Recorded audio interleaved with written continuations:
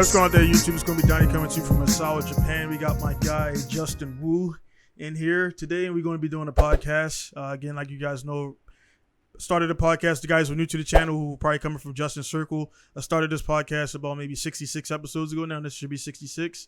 And it's matured pretty quickly from February 2019 or something like that to now. So it's moving along and everything. And Justin is one of those guys who I've known. I don't know who added who, man, and how long we've been buddies on Facebook, man. But I've been following you for a while, man. Wow, right? Yeah. And those guys out there who've been in the scene for more than 5 minutes, you've definitely seen Justin in the WooBaru going around. You had the LS. You still got an LS, correct? Yeah, still in LS.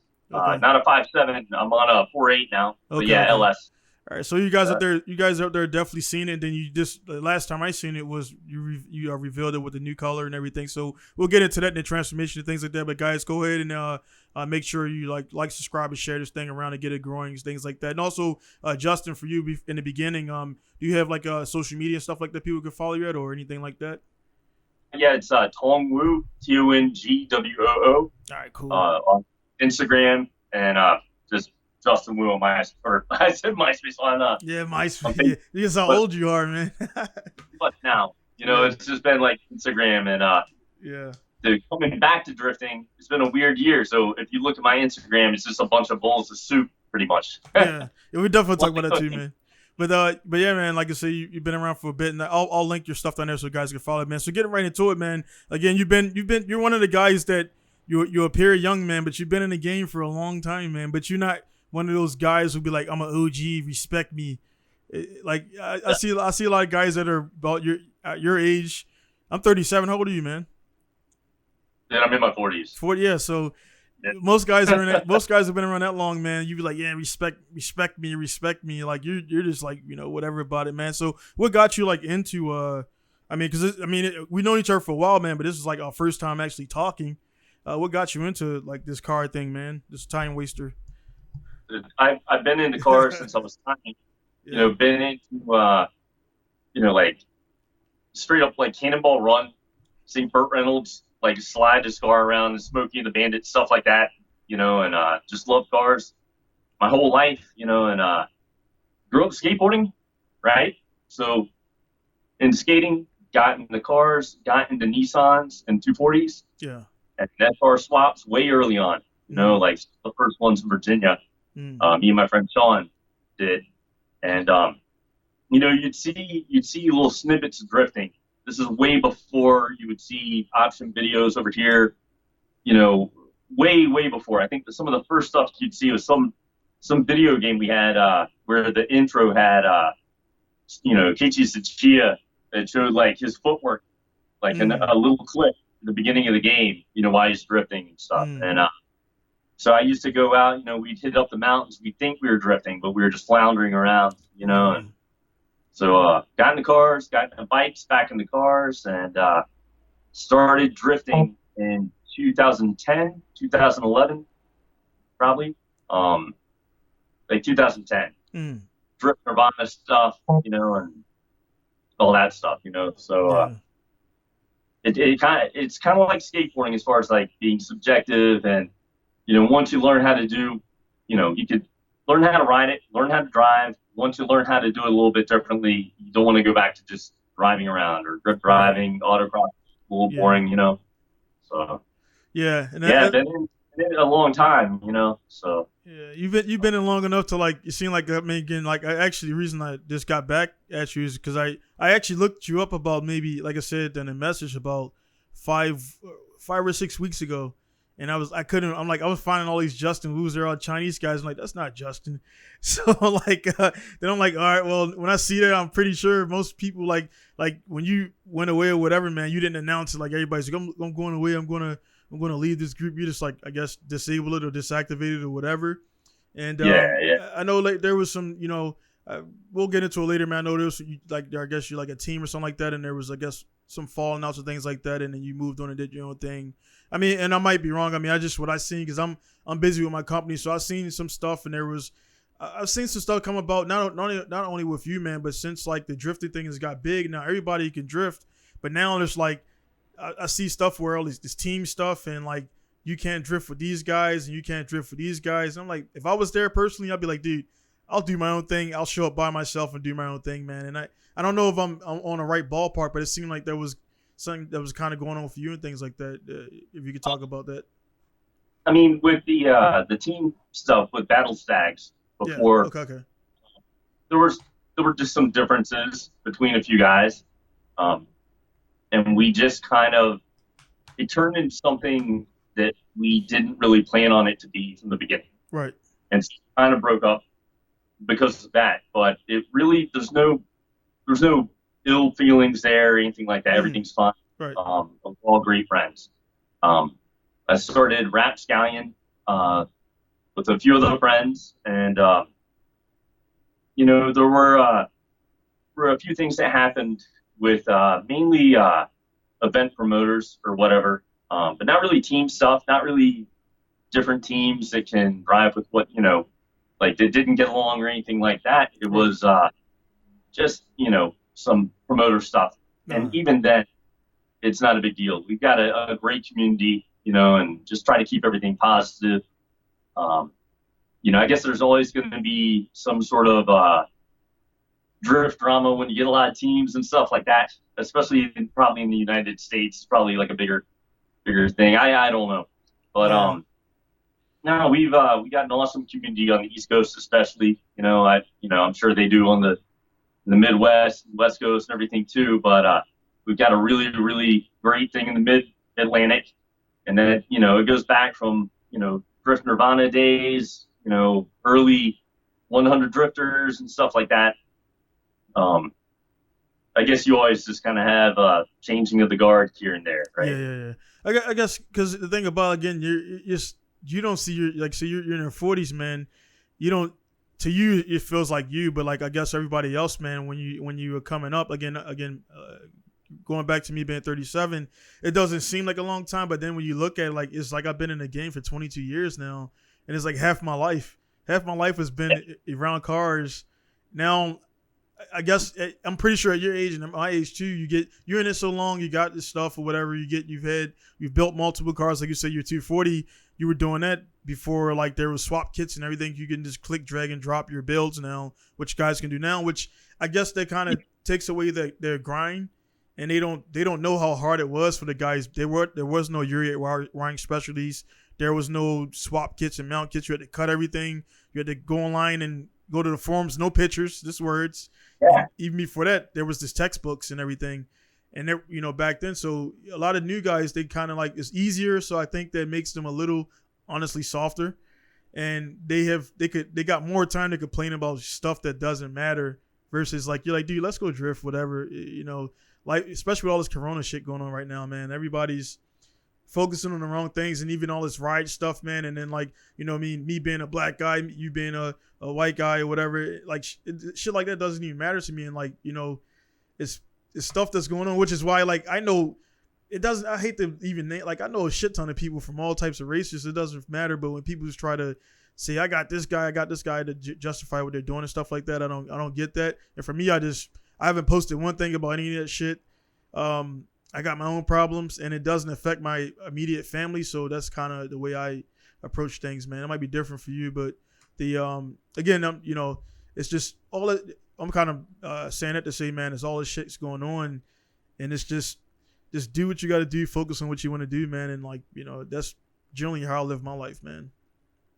Yeah, it's pretty crazy, and going back to my roots, and Yuri from Wiring Specialties, I knew him from the Heavy Throttle days, when he was in Atlanta, right, way back in the day. Yep. And there've been so many different phases of how people went about the information, right? Yep. So even before all the forums really started up, when they were barely starting up, everybody that was figuring the stuff out, they were so stoked about it just to figure it out. Once we got these motors over here and we're figuring out the wiring and all this, we would share it.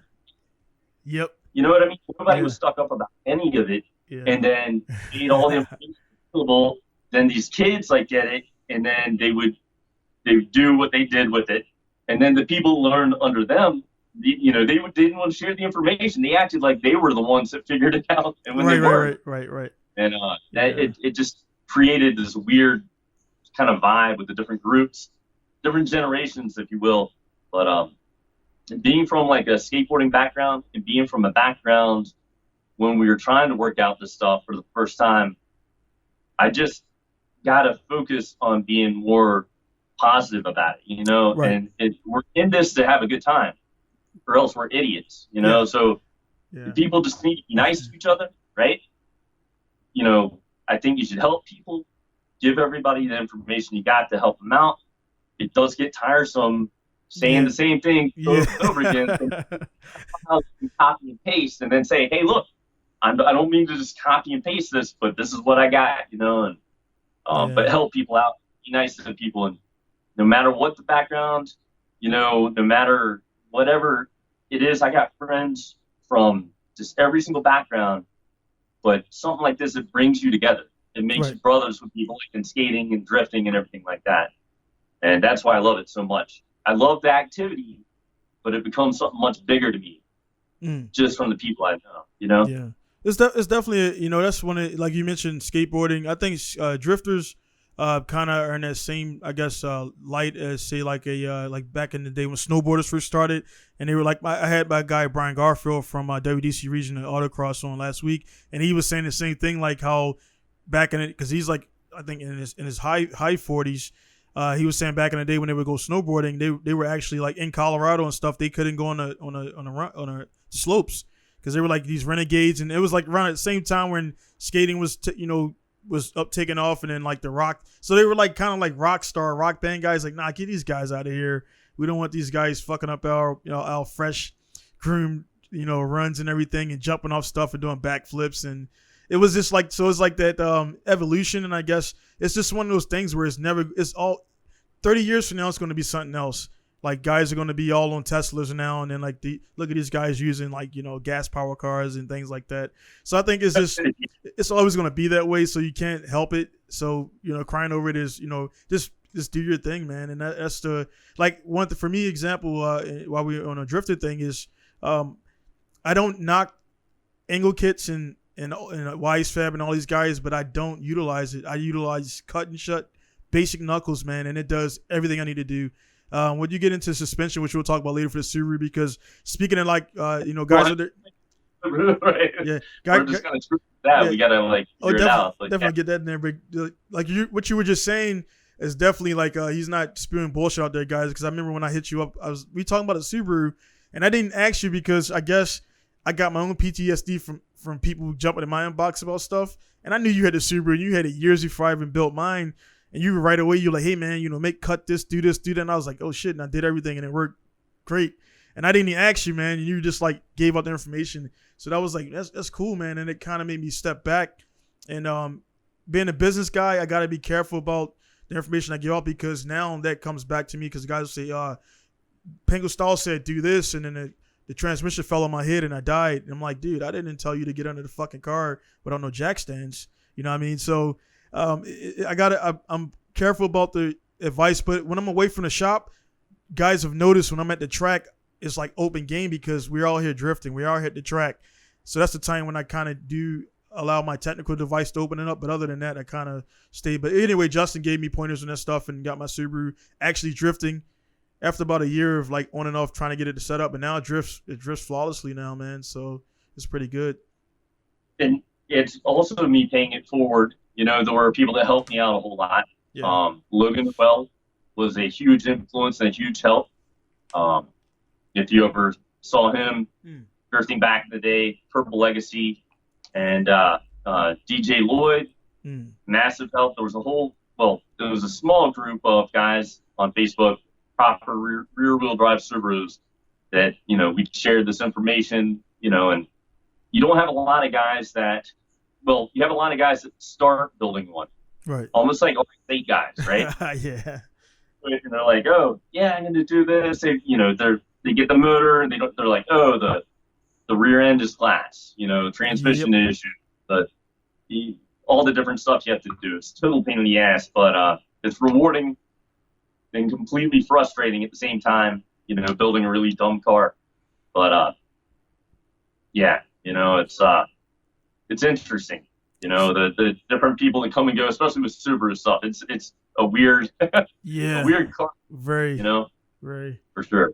So like, what was your like for like definitely since we're talking about that, man? What was your like? When did you get the Subaru, and then when did you decide to get rid of the EJ20 or whatever was in there, and like what was and then how much hate did you initially see? Because I think around the time you started it, the forums and everything were up, so I'm pretty sure people seen it and they were like, man, this guy is doing that. So what was the process for that, man, and getting your Subaru all? Yeah, it was 2000. I think it's 2012, right?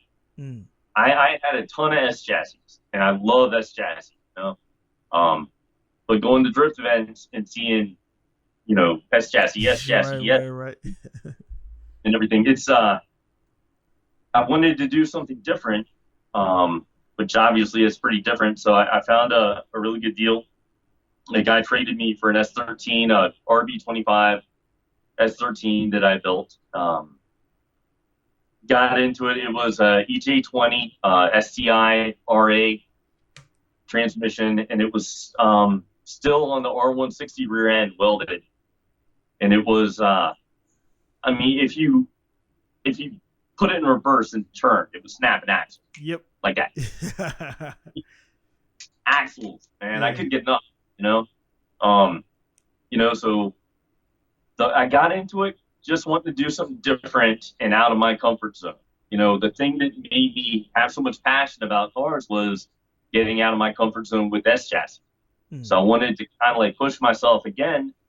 Maybe the worst idea I ever had. I don't know, but I had a good time with the car.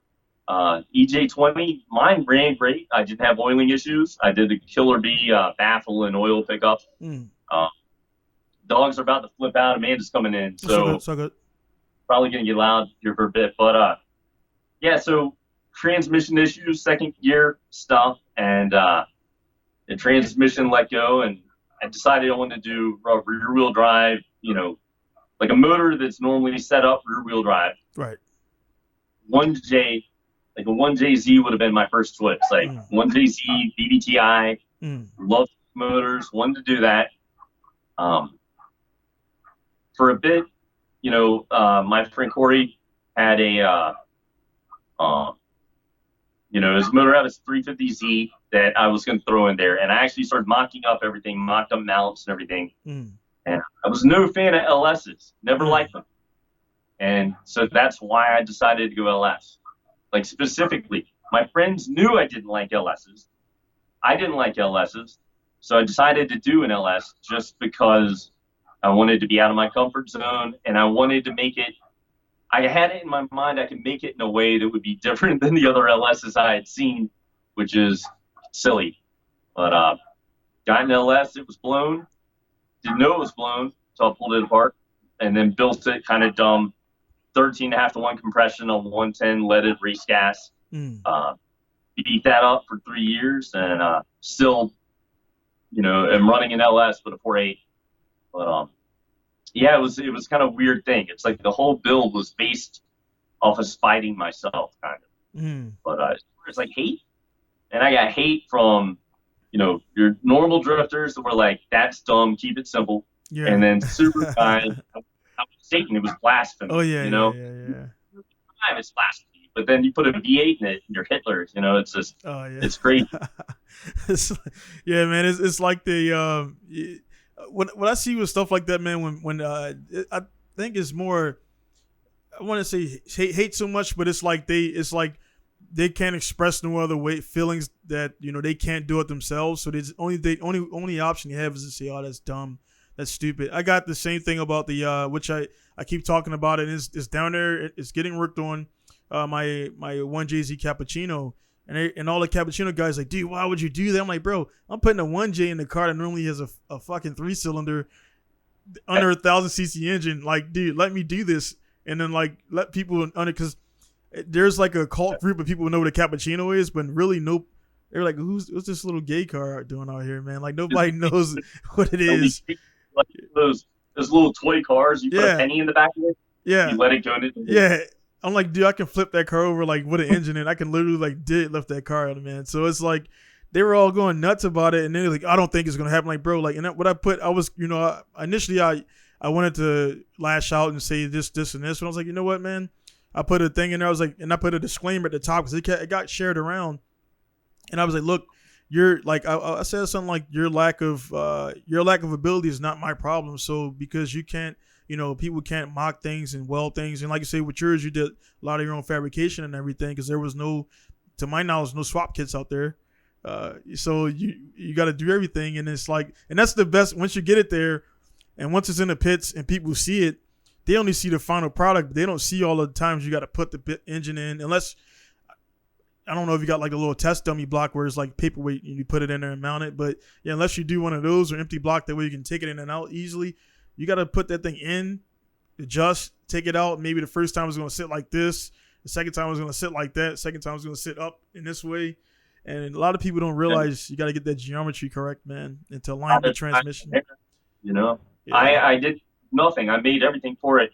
I didn't even have a real garage at the time. I built it on the flat bottom of my ramp, of a half pipe in the backyard. Yeah. Like I got those like shelter logic, like $100 fence, and just put my on the flat bottom of a half pipe and put that over there and just got to work, Yeah, man. I was watching you, man. So that's why I definitely respect it. And that's why I definitely wanted to get you on here and talk to you, man, because it's just like a lot of guys just see. Go ahead, man.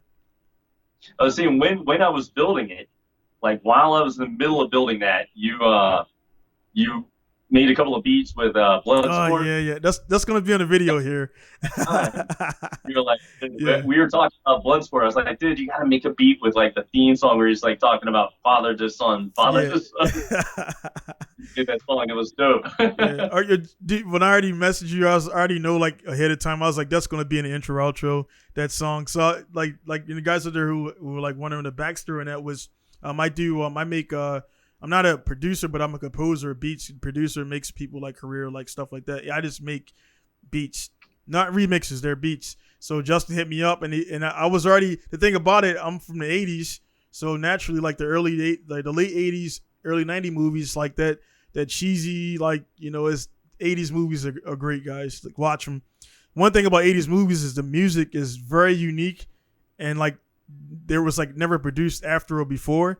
And it's awesome for samplers, man. So I go back a lot. So I was already thinking about it. Then as soon as Justin put me on that track, I looked into something like Bloodsport. I watched it 1,000 times, man. So it was just easy. And then like to me while I was making it, it was fun because like I watched this movie 1,000 times. Never would I thought I'll be chopping up this track to make a song and then kick it out to my guy there, man. So and I got a Subaru on the I don't know if it's yours, but I got a blue Subaru on there with the Big Country Lab wing on it. I'm not sure if it was yours. I think it was yours, maybe. Did you have a BCO wing on your car at one point?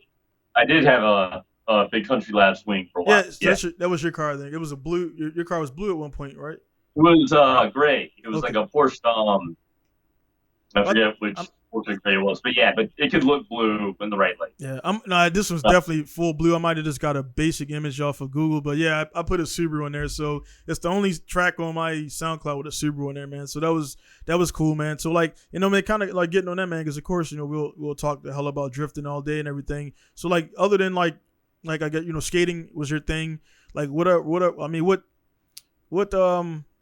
like say speaking on it, like of course Bloodsport, things like that, man, in the 80s, early 90s and things, man. What were you doing like in high school and things? Well, I grew up in martial arts, not so much recently in the past, decade and a half or so. But grew up in martial arts and ninjutsu and kung fu and Wing Chun, and Hapkido and stuff.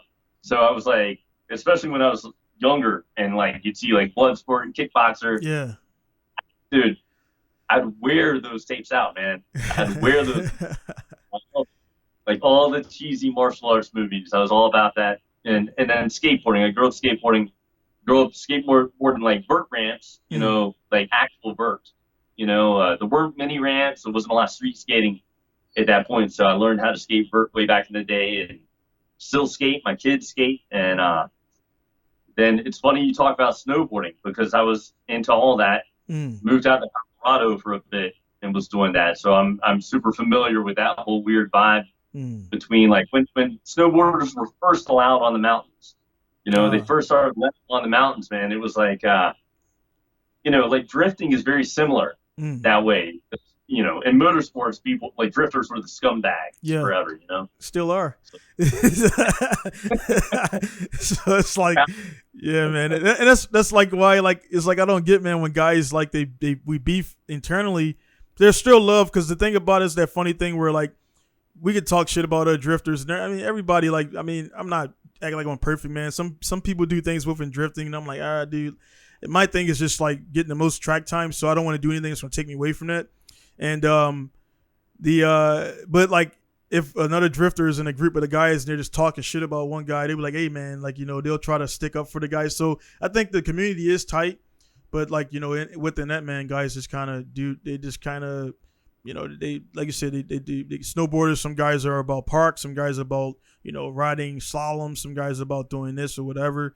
So they all within a community, like these park guys are stupid for jumping off shit and breaking their backs and everything.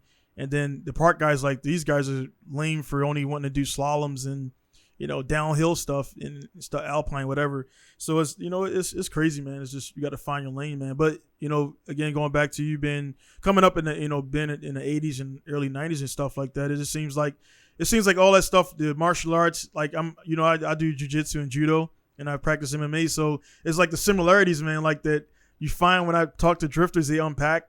And then I didn't know you were doing martial arts like that, man. So it's every drifter, they're in the technology, they're in the gaming. It's like a few things that we're all having in common and similar. And it's like, I think that's what drives us towards burning fucking tires sideways, man. I don't know what it is. I don't know how to explain it, man. How do you explain it to people? I think a lot of it is, subjective and finding inner challenges, individual challenges. Not hating on any team sports or anything like that. I know a lot of dudes that played a lot of team sports, they're into drifting, but you generally find skateboarders, BMX guys, you find, martial artists, you find people that are into things where they like pushing themselves and trying to improve every time they go out, and which is fun, but, drifting's is different. You don't have the same sort of pressure as far as the grassroots stuff goes. And I think it just appeals to people that are too broken up to keep doing a lot of the things they used to do back in the day. And just the subjective nature of it, the style. You can never really get it perfect. Right. But you're always going to try to make it better every time. Yeah. For yourself. Yeah. And that's again, one guy, pretty sure you heard the name Luke Fink before. He's a drift over in Australia. He's one of the top guys over there, and he comes from BMX. BMX was one of the things we always had BMX bikes. I'm from the inner city of Baltimore, man, and like the Mongoose, the GT, all those bikes were like, they were like the GT, the Diamondback. I forgot. I can't, man. The Diamondback was like I think Diamondback was I'm not sure was it a Mongoose or not, but I know it was one of when the 80s movies came out and the bike movie came out, and then like everybody's trying to get the BMX bikes and riding into town, and that was a thing back in the city. The unfortunate part was a lot of those bikes were stolen. I didn't know growing up, but guys would go from the cities, they would go out into the counties, and then like I didn't have anything to do with that stuff. I rode whatever my cousin gave me. But back then, the GT Diamondback was like one of the most stolen bikes in the city. It would just get stolen and then stolen and stolen and stolen until eventually it just disappear somewhere. And so we would go about 15, 30 guys in a thing, and we would ride around. I mean, we have the book bags, we have the the inner tubes, the patches and glue, and the butter knives, because we changed them with butter knives. We just pop the tire out and everything, and somebody and one guy had an air pump. So eventually there would be about 3 or 4 flats, glass and bottles and everything's in the street. And we would ride, man, for a while. Like we would ride out, at least an hour and 2 hours away from home. And we would all get back, man. But and no helmets, no knee pads, no cell phones, none of that stuff. It was just you go out and you come back. And that was one of the fun. I remember growing up, that was one of the funnest times I have. And then like to hear you, I just see like a lot of guys that are into BMX, dirt riding, or skateboarding or snowboarding, at least every drifter has done one of those things, man. It's like a weird thing, man. We have a lot of resources to, if somebody breaks something on a car or whatever, we have phones, we have all this stuff. But at the same time, if you break stuff, if you don't have all the spares, not everybody can afford to have all the spares you need when you break stuff. We throw it out there, you know. I mean, the dudes that still show up to events that don't have a trailer, you know, they drive to events, and if they break something they can't get like that, they're screwed. They're just, but they got to figure it out, you know. It's the same sort of mentality, kind of, you know. Yeah, it's definitely it's definitely that. Then the for the it's all relatable, man. It's all relatable, and I think drifters they have a little bit more grit. Like I was telling Brian Garfield in the last thing, I went to my my first autocross event, and I failed my first tech inspection because I didn't check the ball joints. I'm like, whatever, dude. They connected. They got cotter pins in it, and I didn't. I mean, I've honestly at that point I never even checked. And I learned some stuff. I never checked like my. At this point, this was a while ago. I never checked like my radio and axial play and all that stuff. And the guy was like, "Yeah, that's a fail."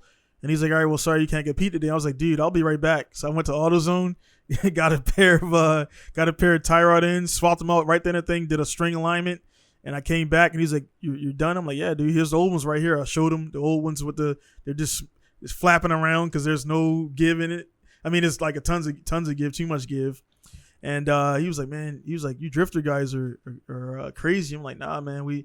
If you're a drifter and you got quit and you're not gonna last long. You're gonna break shit and everything, man." So, and like for your Subaru, man, like like your rear end, what kind of rear end you got in that thing right now? S14 R200 and 350Z axles. Okay, so the R200, did that bolt to your the existing subframe, or do you have to modify that? No, William at TSS Fad. Okay. Subframes, and I think I actually had the very first S14 R200 diff subframe made for Subaru.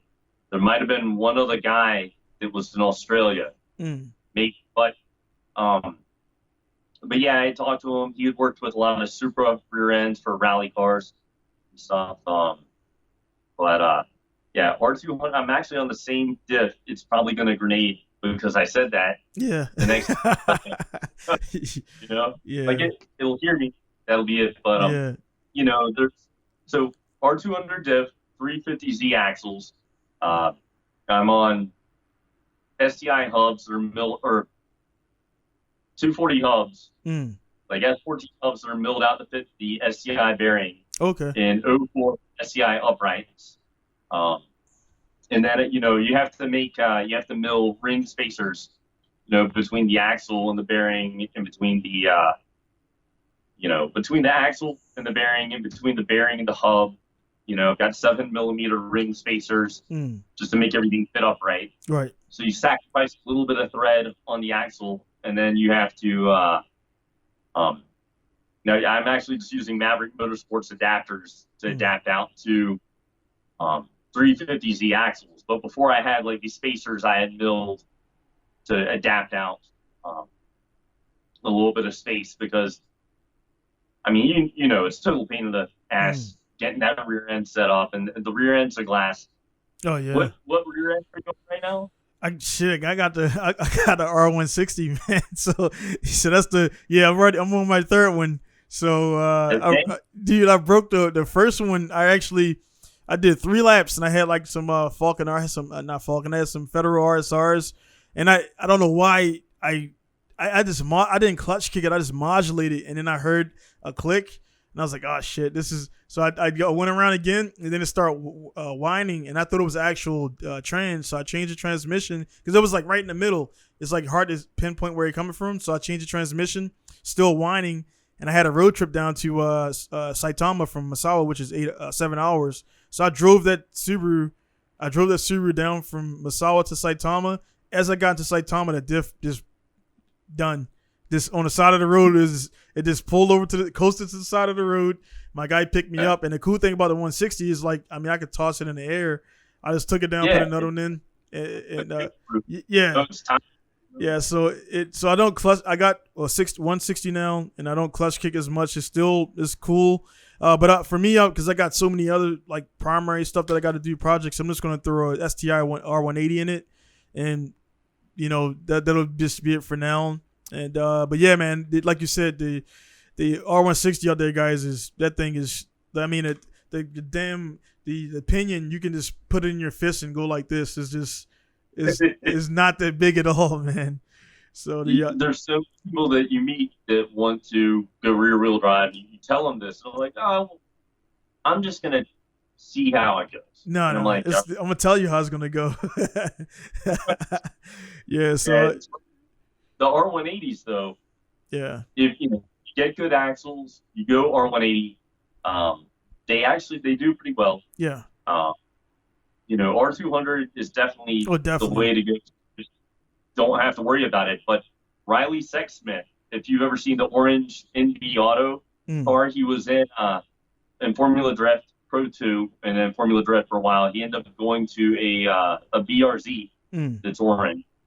Amazing driver, super, super nice guy, great dude.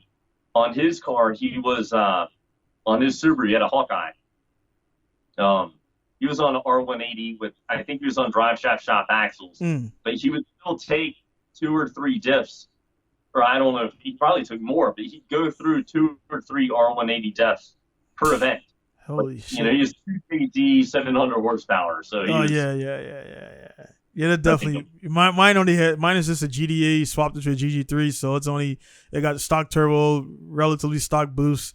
So it's not it's enough where it feels like a very powerful Hachiroku almost, where like it has more power than Hachiroku, but because I cut the back off, I saved the weight. And actually the car was I took that car to Tsukuba, man, and I was running laps around GTRs, believe it or not, because it was so lightweight. And then also I had like no regard for the car. Like I didn't go off track, but if I did, it's a car I put together from scraps.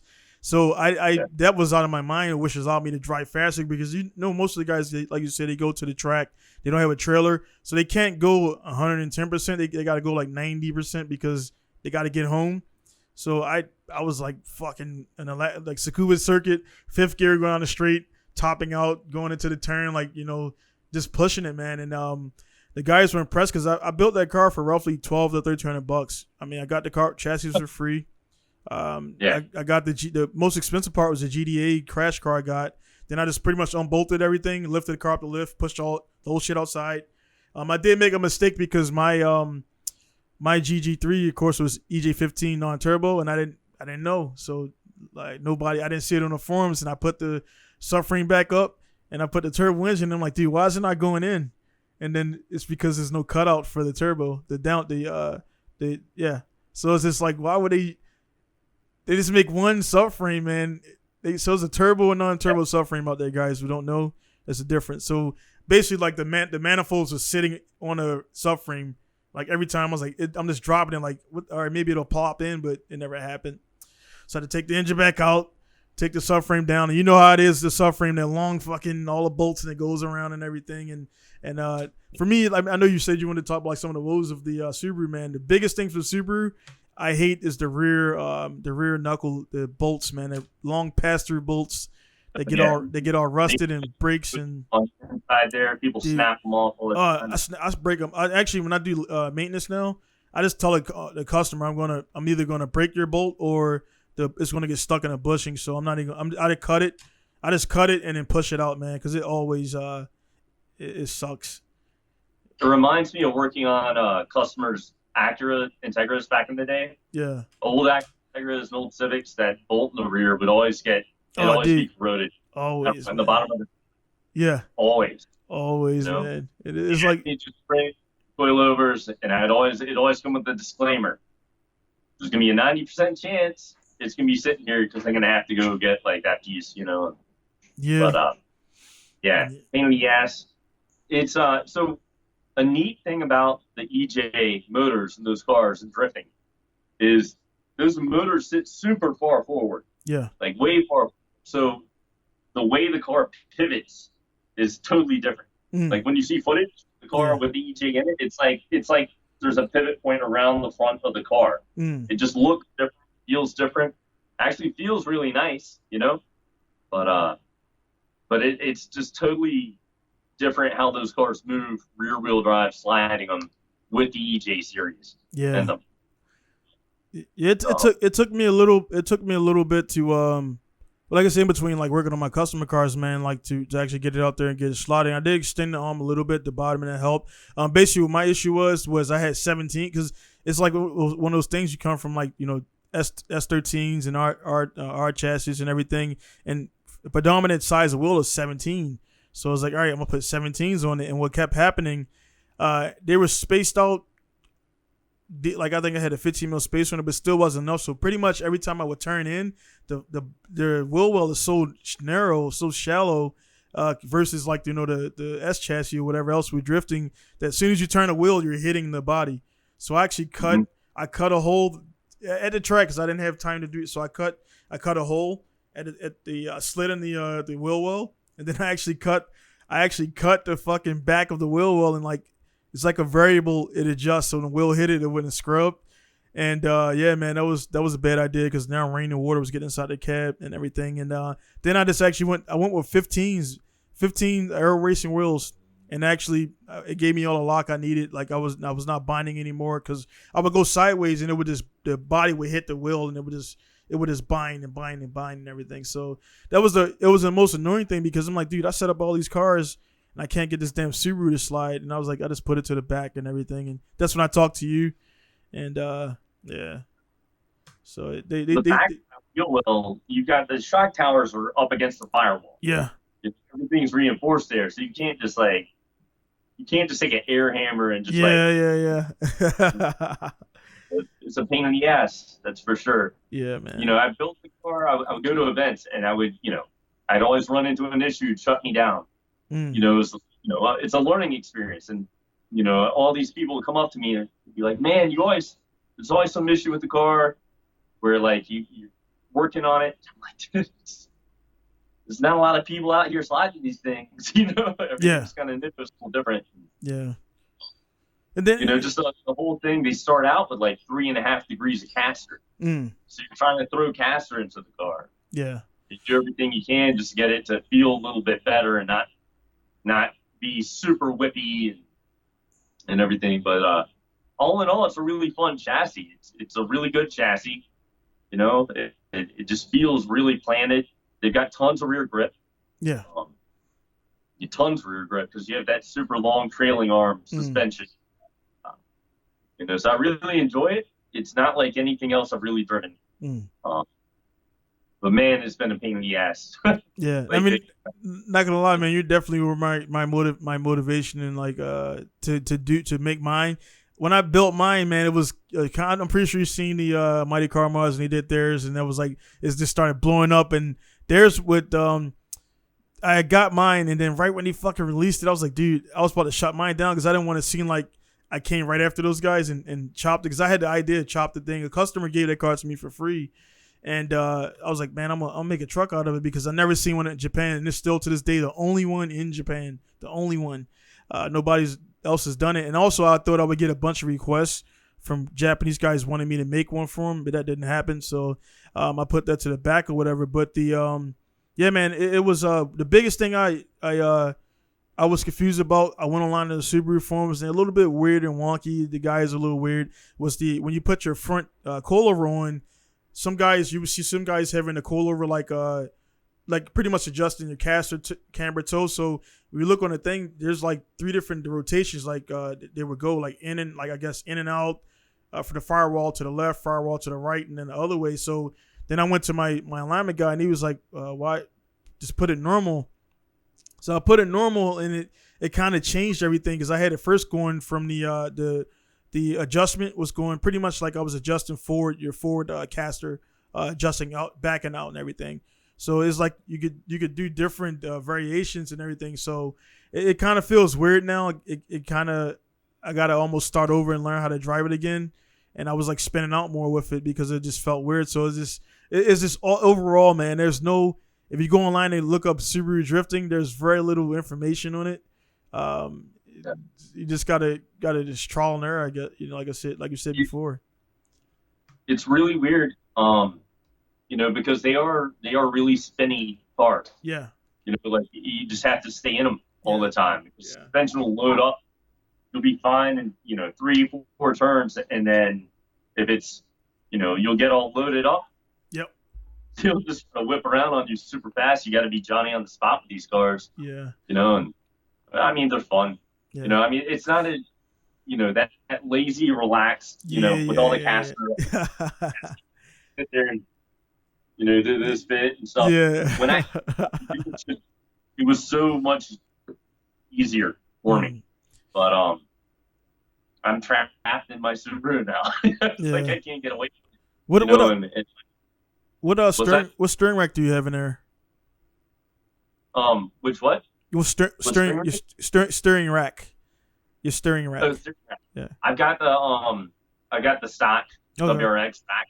You can do I believe it's a 98 front wheel drive Legacy that'll give you more. It'll give you more travel. Okay. If you try to, you can do rack spacers, but you can. It's one side you can only go a little bit. The other side you can go a lot more, and then.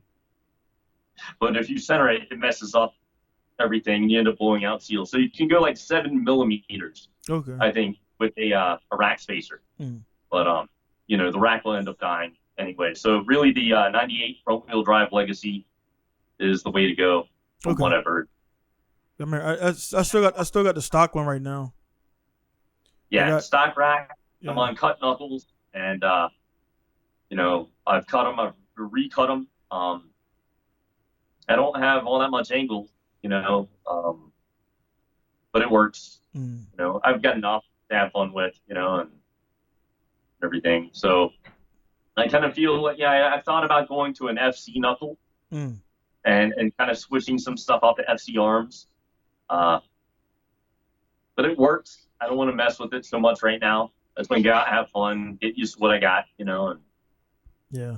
I think it makes because again it's like you get to that point, and I'm there, man, where you get a good grasp on what drifting is for yourself and everything, and then it's like, all right, cool, I can drift. What's next? And now when I come to the track, I get weird looks because most guys, I've been here 12 years, and some guys got the same car they've had. They're good drivers. They don't crash as much, and or if they crash, they get another car they have. So some guys, you got your C33 guys, you got your JZX 81, 90, 100 guys, you got your R32 guys. They stay with that same chassis. And for me, I'll have a S13 this week, a Subaru next week, a BMW this week, and everything. And it's like for me, my thing is just like conquering them all and being able to, because MRS, for example, the engine's in the rear, man. So that's just like to keep that thing sideways and not spinning out on you. Or S2000, man, it's like those cars want to spin out. They want to rotate around, and to conquer that car, man, and like to jump from chassis to chassis to chassis is my personal thing, to be able to drive them all, and also for my customers, because all my customers don't drive S13s, so I can actually talk about an FC, FD, all these different chassis I've owned and drift, man. So that's my thing. Everybody's different, and it makes me because I honestly don't have a team of guys here.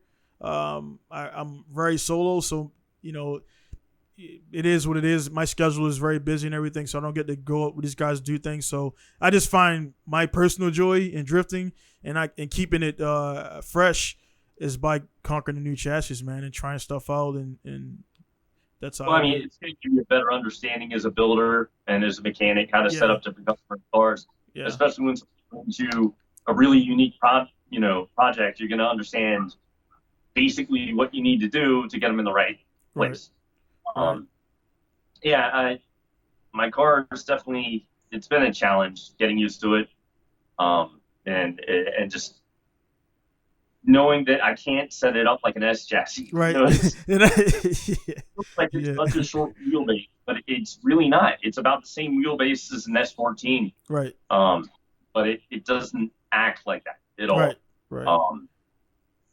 It's I think that when I made my mounts, when I installed the engine, I really felt it back as far as I could. I think there are some V8 swap kits now. I mean, there's a guy in Alabama, I believe. Yeah, there's that guy, and I think TSS Fab is also making a kit, just basically a subframe kit, but these motors are still kind of pushed forward. I kind of screwed myself over by shoving the engine back so far, where when you talk about an S2000 wanting to spin, how the motor is so far back, you're getting a different sort of moment of inertia there, totally. And yeah, so it just changes everything about the car. But it's neat. I like having a unique car, or at least I tell myself that to keep myself from crying at night. Yeah, no. My kids up with it. I can't get rid of it. I can't sell it now. Like I can get to them later. Yeah, but, selling it would be like a major loss because I thought about even the one I have now. I thought about in the crunch, man. Business gets tight, especially with the Corona stuff, man. And I've been kind of selling more things than I want to sell during this time to keep everything open. And it was like one of those things where I couldn't sell it because I've done so many cuts on it and things to explain it. It would be like unless somebody came and like, hey man, I want this car, it would not sell because I wouldn't even begin to say, hey man, I cut here, I cut there, I banged here, I did this, I did that. So it's like one of those things where you almost can't sell it because the person buying it, unless they know you, they wouldn't understand what the hell's going on. Then they would constantly be in your inbox like, hey man, how do I do this? You're like, hey man, figure the fuck out, man. Like, yeah. So. It's like, all that stuff, man. When you're like 200 different things into it that you've made because of some bullshit you had to deal with, like you can't even start to remember all that stuff, Yeah. Yeah, I would lose my ass if I sold it right now. So I'm keeping it. I'll build other cars. Especially need to kind of get on that for the kids now because I want to get them as possible and just get them involved in understanding. They've grown up going to the track with me, and all my friends at the track are their friends. They've been watched by them. They've been around them. It's their life. Yeah. So there I'll get to build more cars. Yeah, man. I can't wait till mine are 4, 2, and just turned 1. So I'm just getting started up, man. Your kids are older, but the cool thing is for me, man, is like introducing them to martial arts. I got the mats out there for jiu-jitsu and judo because they're definitely going to be like nothing against the standard Japanese procedures, which is to make them play piano and violin. I'm like, all right, that's all cool and everything. I make music, so it's cool, but they're gonna learn how to fight because being here in Japan. Being a black guy, the half breed or whatever, it doesn't matter about black guy, whatever. If you're mixed Japanese or half breed, and a lot of guys out there don't know Japanese kids, they get picked on themselves. So the half breeds really get because there's only like 1 or 2 of them in the class of 30 or whatever. They really get singled out and picked on and everything. So I'm not putting them in martial arts to make them bullies, but I can't be there to protect them all the time. So they need to that. It's gonna happen, man. 1 or 2 kids get tossed on their head or something like that, then the rest are like, don't mess with that guy. And that's the only thing I'm trying to put out there. I don't want to hurt nobody else's kids as well, but my kids are kind of taught to stay in your own lane, don't touch people. And unfortunately, again, we can't be there. And there's been many cases here in Japan where 4 or 5 Japanese dudes beat up or kick, beat up a guy, and the kid dies because they think they're not harming the kid, but they don't realize. We're fragile as humans. You kick somebody in the head 3 times, they're done. And you knock somebody down, they hit their head. It's when they fall down. Right. It's not getting knocked out. It's when they hit their head on the ground after they. Right. I would definitely teach them not to judo through people though. That I don't want to go to court, but a nice arm lock or something like that would calm a kid down and make them realize they not as skillful. Because that's one of the things as humans. A lot of guys watch videos and stuff like that, and you train martial arts. So the learning the application and applying it under a real situation is 2 different things. You can train and drill all you want, man, but you see even MMA guys who are very trained when they get into like a regular non-octagon fight or whatever, it's just like they're flailing arms and they don't look technical at all. But when they're in a cage, you got the reference. But what works and what doesn't work, you learn fast. Right. Like, man, you put so much time into certain things that you're like, oh, I would never even imagine starting to use that. You know, like Right. things are very Yeah. different, very dynamic for sure. But I yeah, the same way with my kids. You know, I don't want them to you know, like I'm a man cow. You know, I'm six Mm. three. You know, 240 pounds, and but I was tiny growing up, Right. scrawny, tiny, short. Like I grew forever, but I was like a tiny kid. Mm. All my kids can be small like that. You know, they're gonna have kids give them help at some Right. point, and I just don't want them to. You know, I don't want them to hurt anybody, Right. but I Right. want them Right. to stand their ground.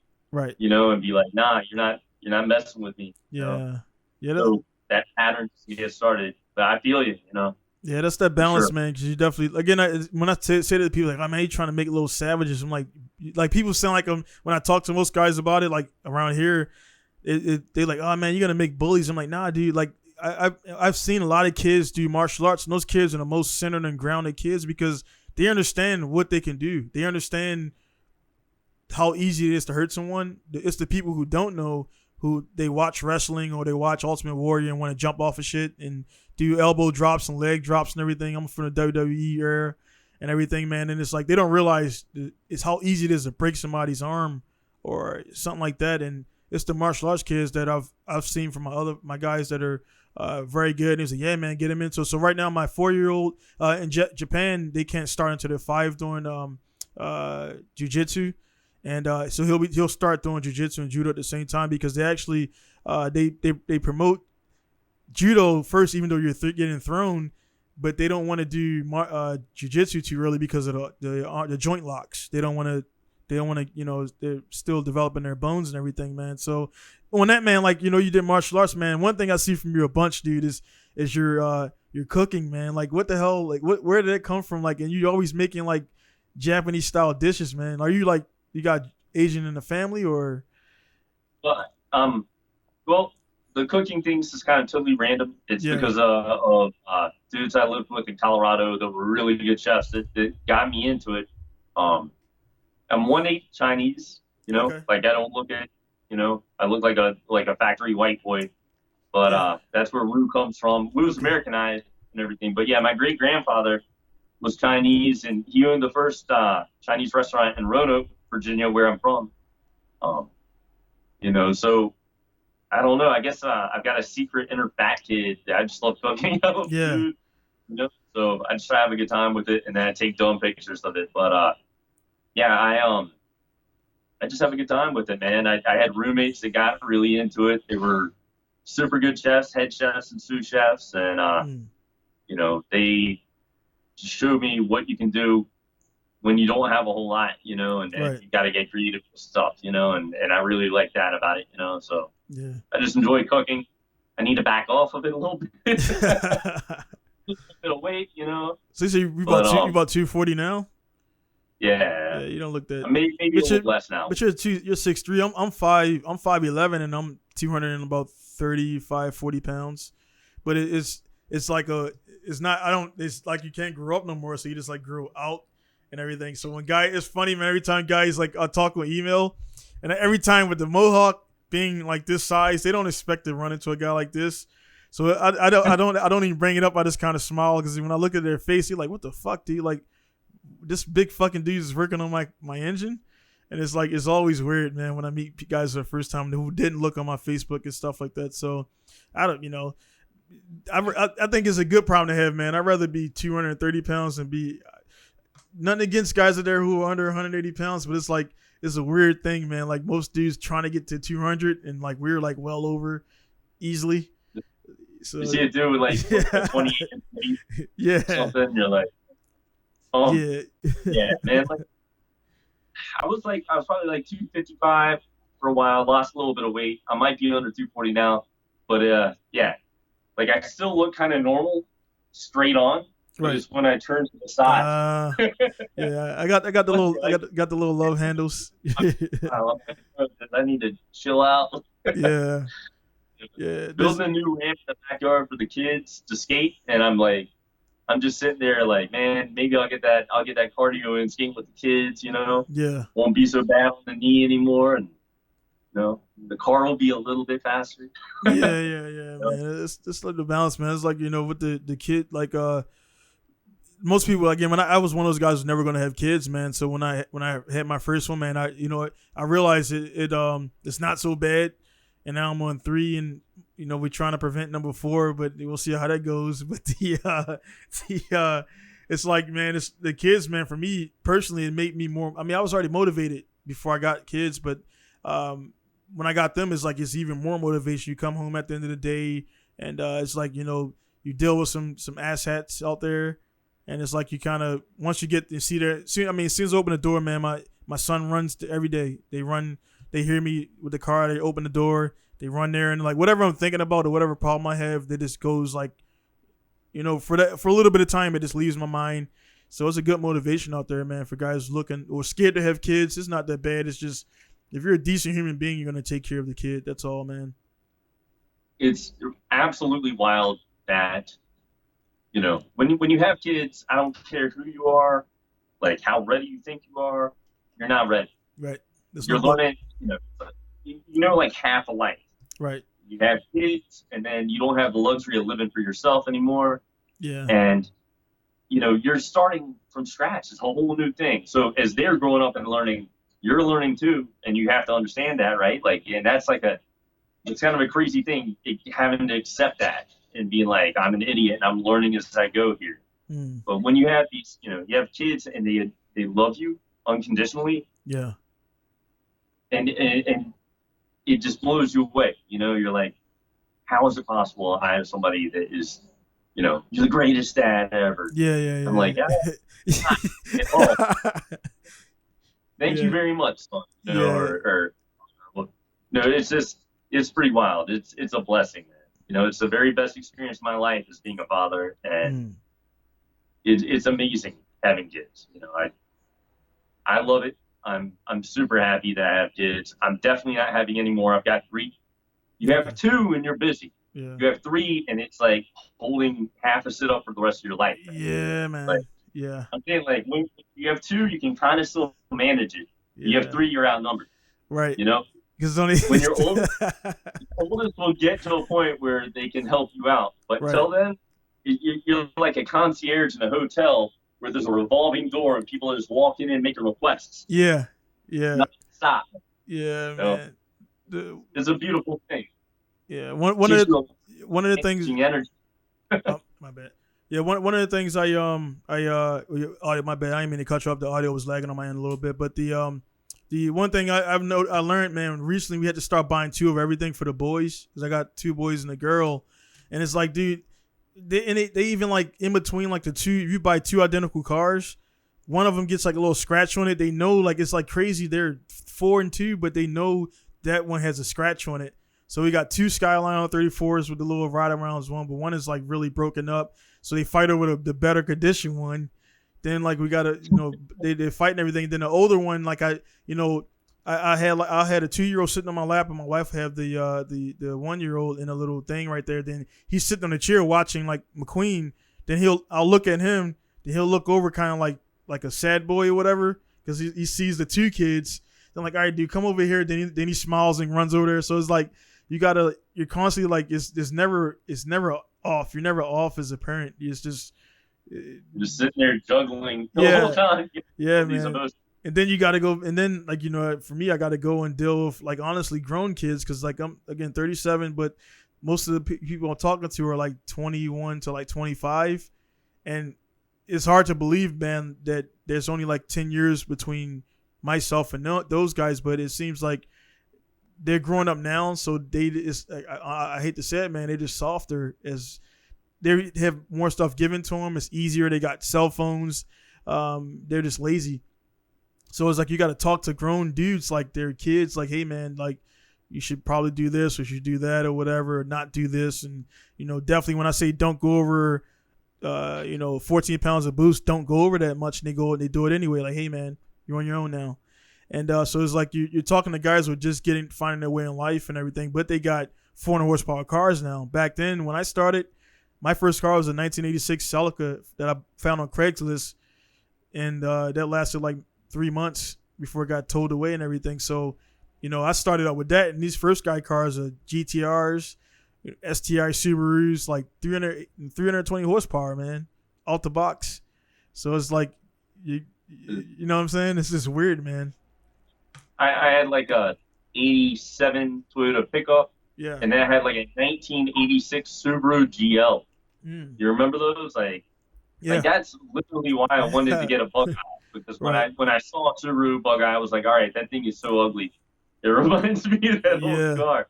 And it probably didn't have 80 horsepower. It probably had like, a Subaru GL 1986 probably had like 65 horsepower, maybe. Yeah. But when you see like brand new dudes, the first car, and they've got like an STI and all this stuff going on.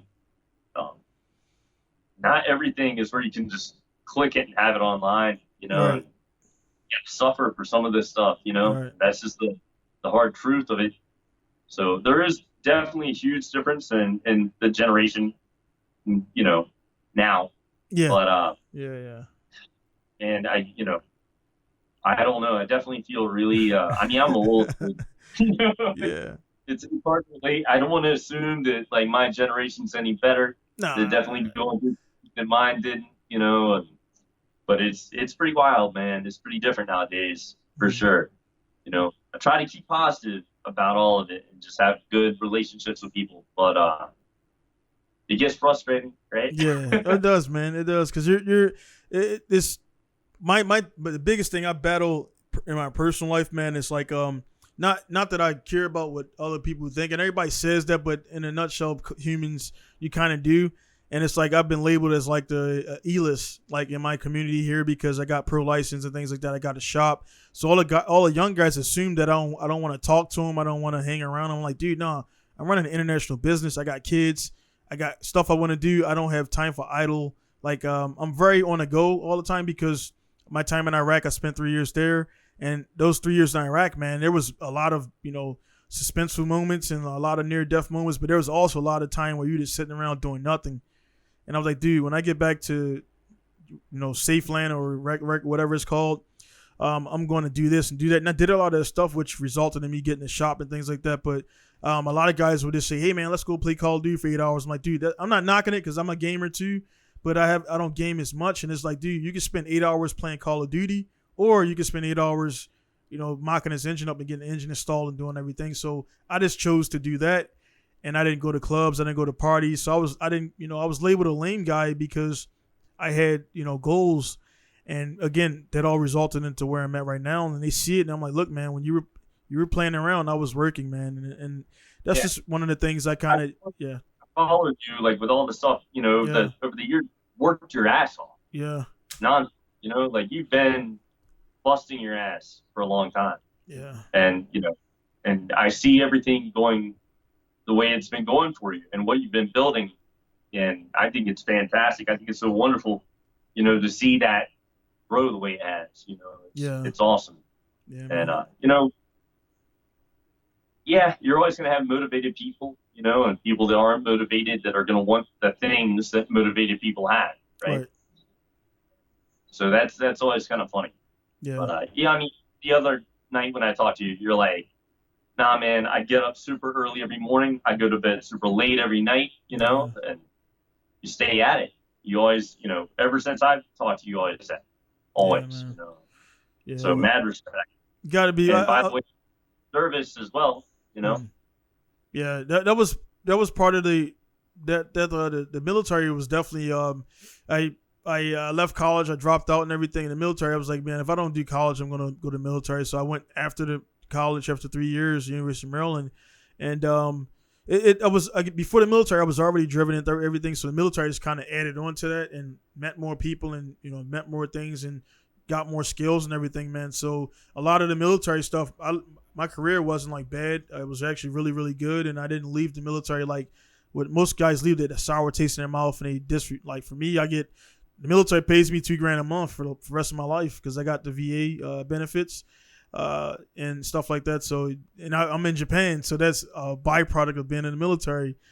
So it was really good for me. I use it properly, and again, like even in the military, a lot of guys a lot of guys they waste time. They don't take advantage of being in Germany, being next to the Nürburgring, being in Japan, being in all these places. They just like, I'm gonna go home and bitch on about my superior getting on me and stuff like that. I'm like, dude, that's been the military since the Roman Empire. It's the same thing, man. Superiors and subordinates, and you doing what the generals tell you to do. It's like, if you look back, I'm big into, I don't know about you, but I'm big into like, Spartacus and Troy and all that stuff like that. The medieval, like, I'm big into that stuff, and it's been the same things, man. The guys giving out orders and the guys executing the orders and things like that. So I just kind of like, I put it in my mind like, hey man, I gotta eat shit for a little bit, and then eventually I'll get to a point where I can kind of control it more, and that's pretty much what I've done, man. And then I used it and used the military to do what I got to do here.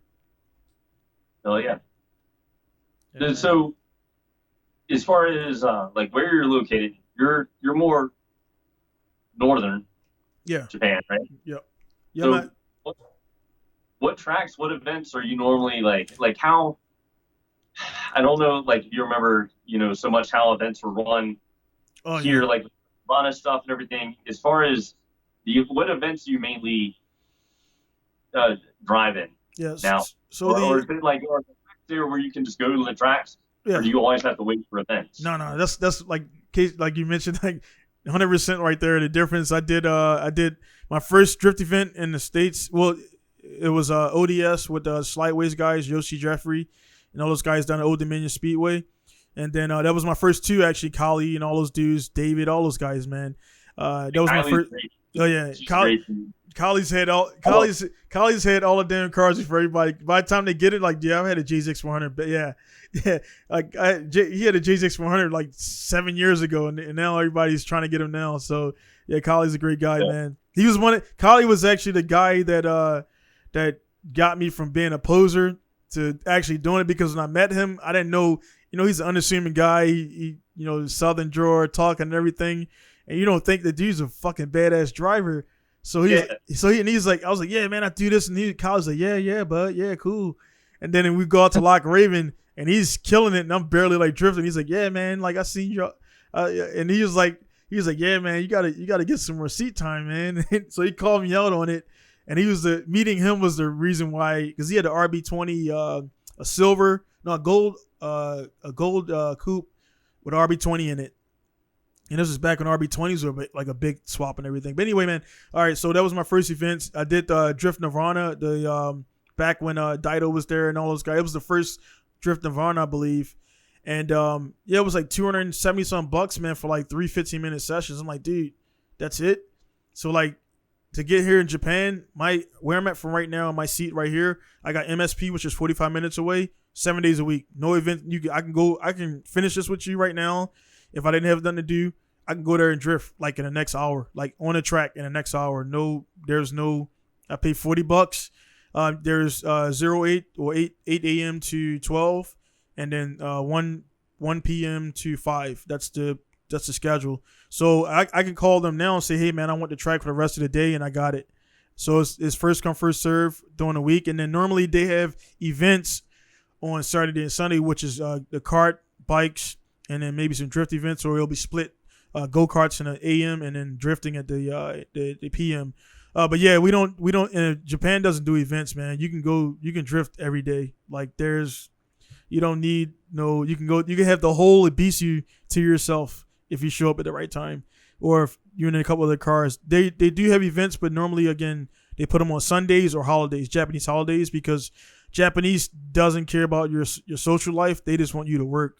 That's one of the downsides about the way it's run. Corona's exposed that because they said guys when it was thick in the Corona stuff, they would give guys like the option to stay home. But if you stay home, you're pretty much fired. So they just put that option out there so they could look good in the public eye. But Japanese do not care about your social life. What do you want to do on Saturdays? They want you to work. So as a result, most guys are off on Sundays, or like the Golden Week, Silver Week, or the Oban and stuff like that. So they plan everything around those days. And then, of course, D1 GP, most of those guys, like now myself, we got shops or work for shops, so we don't have to really barter for time off, you know what I'm saying? So yeah. In a nutshell, to answer your question, man, like there's 7 days a week I can drift if I had the money, because it is expensive still. But 7 days a week, man, and I got MSP 45 minutes away, and I got a grip track ASP an hour and a half away from here. But then as you go further down south, then you got that group of like everything is Nico, the new track Sunrise and near Utsunomiya. You got Maze, Mubara. All that stuff is like between Osaka and like Fukushima. That's where all the major ones are. So for me, I got to drive like I'm 8 hours up from Tokyo, and Ibisu is 5 hours south of me. So if I got to drive at other tracks, I do got to travel a little bit. So I got trucks now, which makes it easier. So yeah, man, that's pretty much how it works over here, man. It's sick. Yeah. So we need it over here, but Yeah. I guess we're still, I don't know. We need that. Yeah. We've got good events going on, on the East Coast and everything. Like it's been growing, especially Mid-Atlantic. I mean, I guess it's been growing everywhere, but right. Obviously Drift Nirvana stuff still going on. It's Shenandoah. My friend Alan Archer and Patrick White and I are working on doing some events there. AMA Motorsports, doing some events there. And then you got Joe with Spirit JP down in Risbon running really good events, like more technical, seat time, skill-oriented stuff.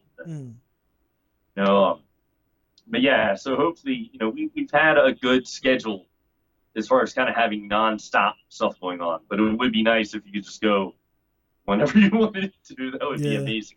Yeah, that'd be great. It's definitely cool, but the grind is the same. Like that's one of the things that, being here, I do have, at my fingertips more stuff. But one thing that's happening because like the internet thing is blown up. Like everybody can order everything, so there's no longer where you need you got to talk to a broker to get an SR. The thing about what's funny, man, is the States, Australia, Europe, all the SR20s are there. All RB 26 and 25s are there. The little bit of stuff that's here is coming out of cars that were just freshly wrecked or whatever. But the resources are like drying up here. Like there's not abundance of parts that everybody thinks. That's why when I go online and everybody's like, dude, I get 50 guys asking me why I'm asking for this part and I'm in Japan. Like, dude, because it's not here. The parts are everywhere else. So I'm buying no shit. One JZ VVTi wire harness from my guy and from David. I'm buying parts from David Bellamo in Virginia, and really? It's because I know he has I was like, hey, you got this part? He's like, yeah, man, I got it. He sent it to me.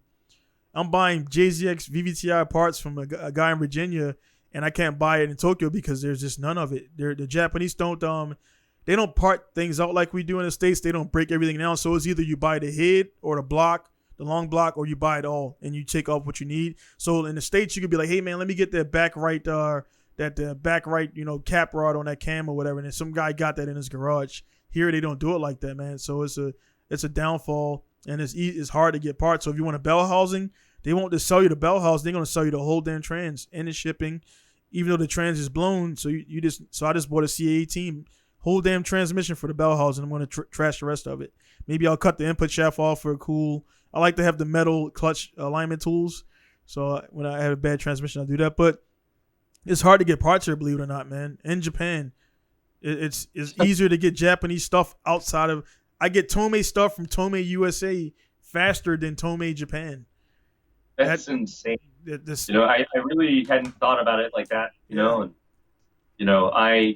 when I was getting into S chassis stuff, it was like 98. Right. And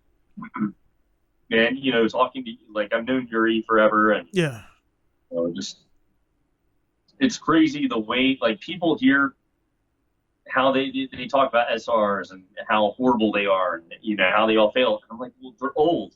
Yeah. You've been beat to death. They've been sitting around like you're just hating on something, but it's old. You're not giving it the credit it really deserves. And I mean, I know they've got their issues, but definitely people don't really set them up the way they should. Yeah. Yeah. So it's turned into a whole like meme culture almost now here, and it's just kind of weird. But yeah, that's it makes all the sense in the world that obviously resources from older cars are drying up there. Yeah. The world is just pulling them in, trying to get them all. This is just it's crazy to see like real time, man. Like again, I kind of alluding to like I opened up with the talking about like the Corona stuff and like the riots and the race wars and whatever the fuck they're trying to do. It's not that this stuff is new. It's just that we got social media now, and now say like if they had social media back in the 1920s during the Great Depression, they'd be like they all online like, hey man, this shit sucks. We don't have fuel. We don't have jobs. It's like this shit ain't new. It's just it's all over line, man. And the same thing with the car stuff. It's just back when there was a few companies doing mail order things for parts and everything. There was no MySpace wasn't around and all that stuff, but it seemed more elusive. But now it's like, dude, you can make an account for Yahoo Japan and then have a third party. You only got to deal with me. You can have a third party. They'll pay a little bit of fees, but now you can shop on Yahoo Auction Japan by yourself from your toilet on your cell phone. Like there's no, and then Kruber, Upgarage is Upgarage for guys that don't know. It's not a new company. Upgarage just that they didn't want to wipe their system, so they started a new system from scratch. So that's why Kruber is Upgarage. And so a lot of guys are ordering from Kruber now, and now that's dried up. So now I used to get wheels. The stuff is just trash on there now. So all the guys are buying up all the good stuff and then selling it and making profit, which is cool for capitalism and stuff like that. But it's when you get here and visit, man. I say for everybody who's out there, man, you're definitely welcome to come over. I got cars you can drive. You just show up and I'll take care of everything else. But you crash into a wall, it's the same thing, man. I gotta get this arm. I gotta do this. It's the same grind, man. It's no different. Yeah, it's pretty wild how everything's going right now. Social media, the way people have access to everything. I was watching a video of you talking to Mido, right? And when he's talking about, like Karoy, right? And he was talking about how like that dude was the guy. You couldn't just jump in line with him, and how like people have this attitude of like, I'm just as good as you and this and that, and jumping in line like you had to earn your place, and right. And just that whole structure and how it's different. In the United States, the culture has changed so much because of social media. When I think back of relationships I had with people way back in the day when we were first figuring out a lot of engine swap stuff and basic car setup stuff, the stuff we could get from Japan, you built relationships with people, and it went a long way, now just being able to order everything like faceless, just kind of ordering whatever you want, drying up all the parts, customer service has gone down. You just don't have that culture anymore. From what I understand, in Japan, it's still pretty well protected as far as the relationships, business relationships. But in America, in the United States, it's so blown out now. Yeah. And I think that social media has just lent to that just deteriorating so much. It's pretty insane. It's changed car culture, completely, and every other culture around here. But yeah. It's pretty nuts, man. Everything right now is pretty crazy. Yeah. But yeah. It's like it's I guess what everything is going to be positives and negatives. One of the cool thing about the social media stuff with car stuff, and it's helped me many times where I had a customer going, to Texas, and I'm like, hey man, do I got any shops in Texas that are proficient at working on GTRs or whatever? Then I get a slew of guys, and then my guy's good. Or I'll get online like, hey man, anybody got this, a stock cat for JZX 100? I get an answer within like 2 hours. So like that stuff is great for. Or I've seen a bunch of times in the States. I don't know what it is about guys in the States and their trailer tires blowing up. I've never had that happen to my trucks, but they'll be on the side of the road like, hey man, I'm on 695 at this exit. Anybody can help. And the 6 guys like, hey man, I'll be there with my truck or whatever. So like you see that every time, man. Or even FD guys, they'll be in the thing and they're like, hey man, anybody got a covert about it, but you like normally, hey man, why is Chelsea Denofa asking for a rear end? Like, cause he needs one for that round or whatever. So he'll be over here and hey man, I got 5 guys with a BMW rear end or whatever. So that stuff is cool, and I've seen it happen multiple times. But then you got like the things like I'm pretty sure you've seen the J-Spec thing going on recently with the stolen cars popping up, and it's been a big thing in the last 3 weeks. And I met I was at my buddy's place, and I didn't know I was standing next to the guy who spawned it all. I was at my guy buy now in Japan, and the Japanese guy, I thought it was a regular guy, and he's like, "Oh, this is the dude whose Civic got stolen." I was like, "Oh, hajimashite, yoshiraiga," talking to him in Japanese or whatever. And this is how small the community is, man. So Rahman, who's my guy for the exports, he speaks Japanese and English and writes it, and he's from Bangladesh. So he's like the link between Japanese and American things for a lot of stuff. And so he was like, he's really adamant about the stolen cars because he has some cars of his own stolen.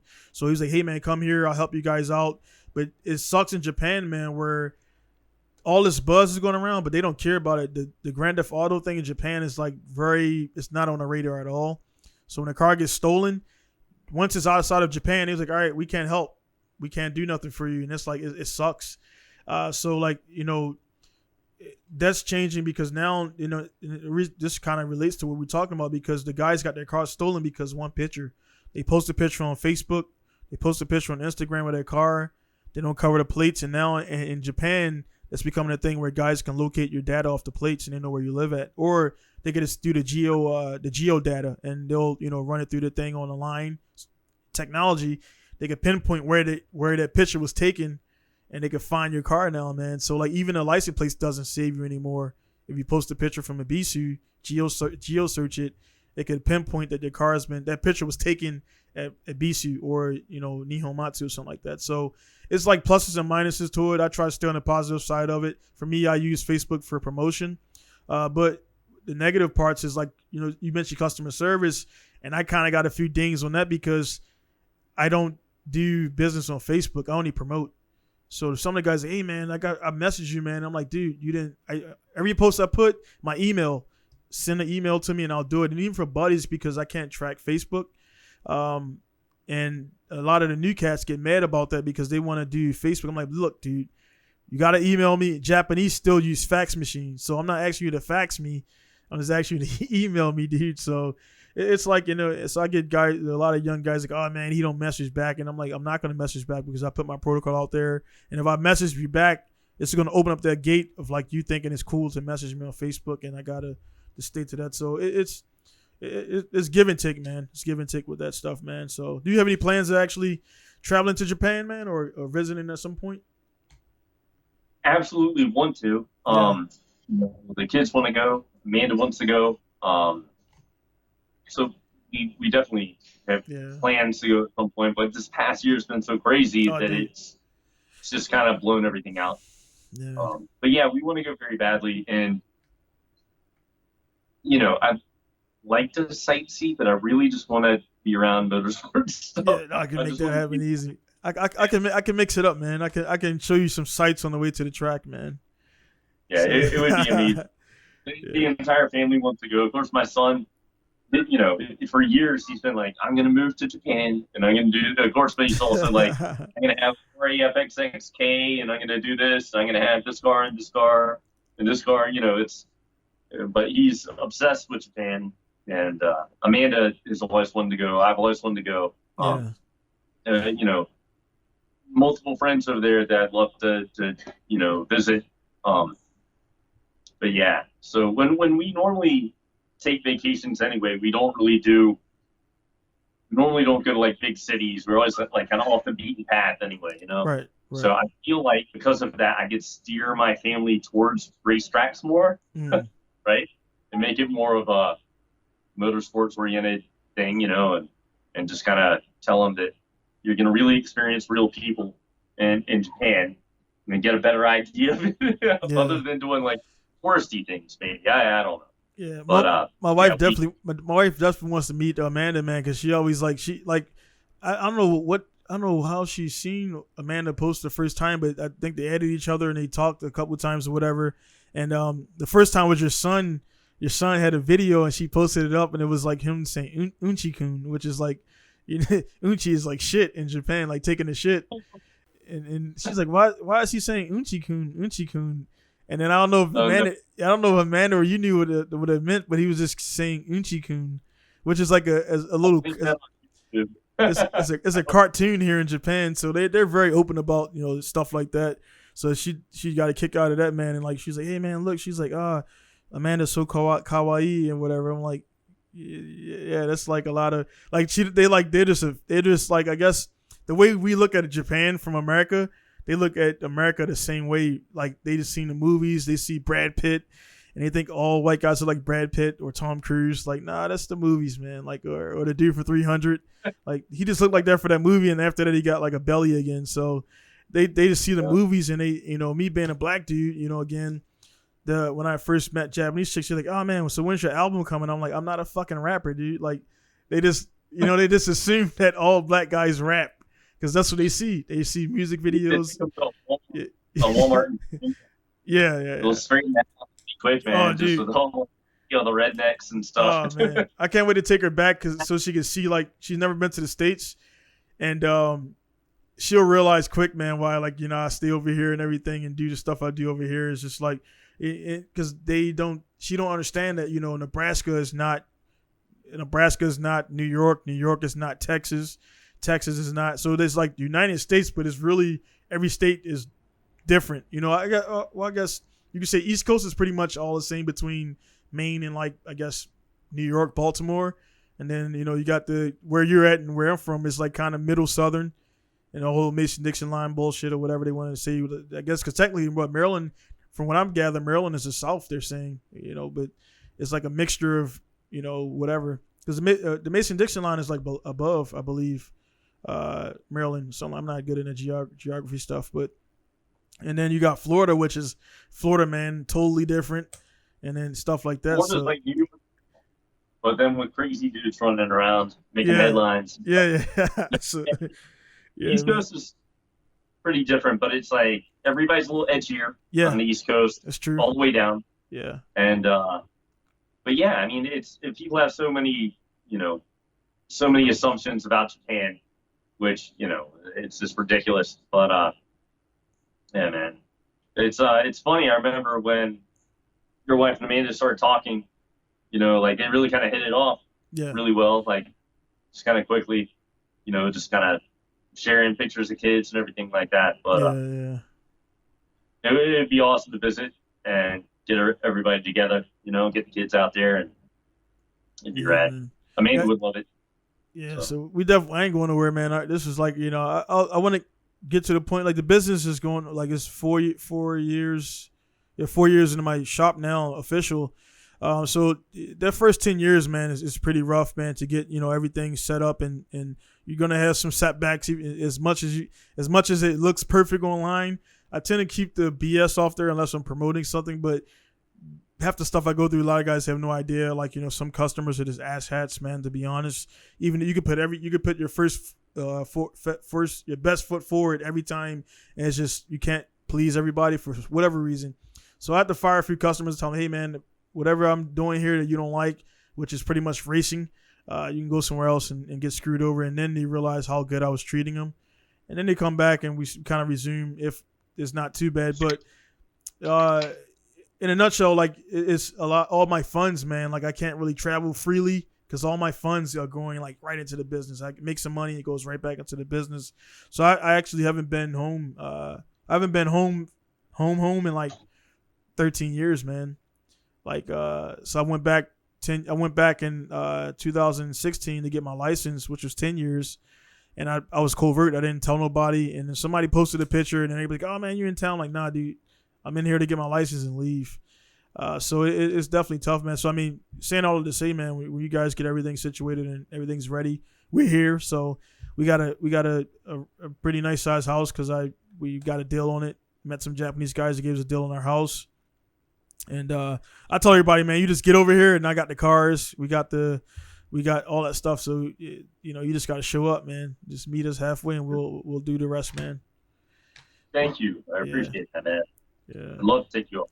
Yeah, but I know the family though, man. I never try. I mean, we pushed back 2 times already, and when she got pregnant again, we was like, yeah, we're gonna wait. I don't want to take like a newborn and some toddlers on the plane, so I want to wait till they get a little bit older, where they're not like screaming every second, and they can watch a video and be cool, because that's a 16-hour flight, and most adults can't handle that, so kids, let alone, are gonna be kind of rough.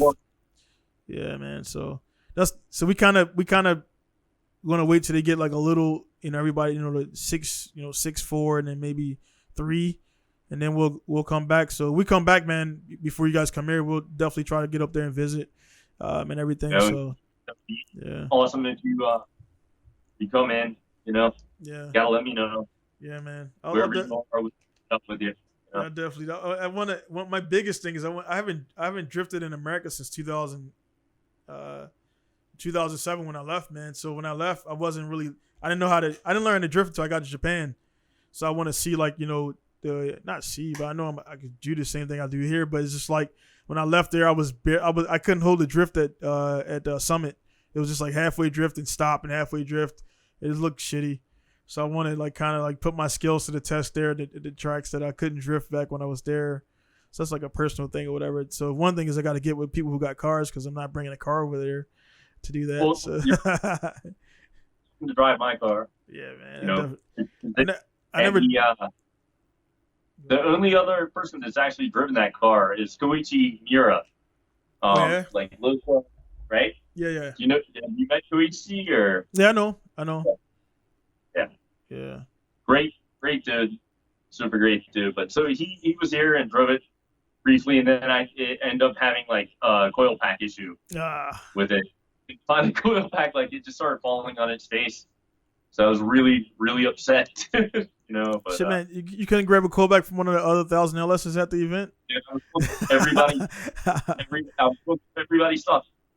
I was, talking to Thomas Miata, all the dudes, like looking at the Toby and stuff like that. Yeah. But I couldn't find one that matched up because that was straight up like old LS1 coil packs. Everybody else is on like LS2 or truck stuff or whatever. Yeah. No. Yeah, probably could have rigged something up. Oh, the plugs are different. Oh, okay. Yeah. Plugs are different on. Yeah. I never actually driven I had the LS for like 2 years and I was just sitting there and then I had to sell it. And the thing is, the company I sold it to, they didn't resell it because I sold it to them for $3,000, which I bought it for the $3,000. Then but also I sold it to them with a CX Racing the turbo kit, the single turbo kit and everything, and they marked it up. So now it's still sitting there, but I'm like, dude, I'm not buying it back for $6,000. I can find another one. So I found it on Yahoo.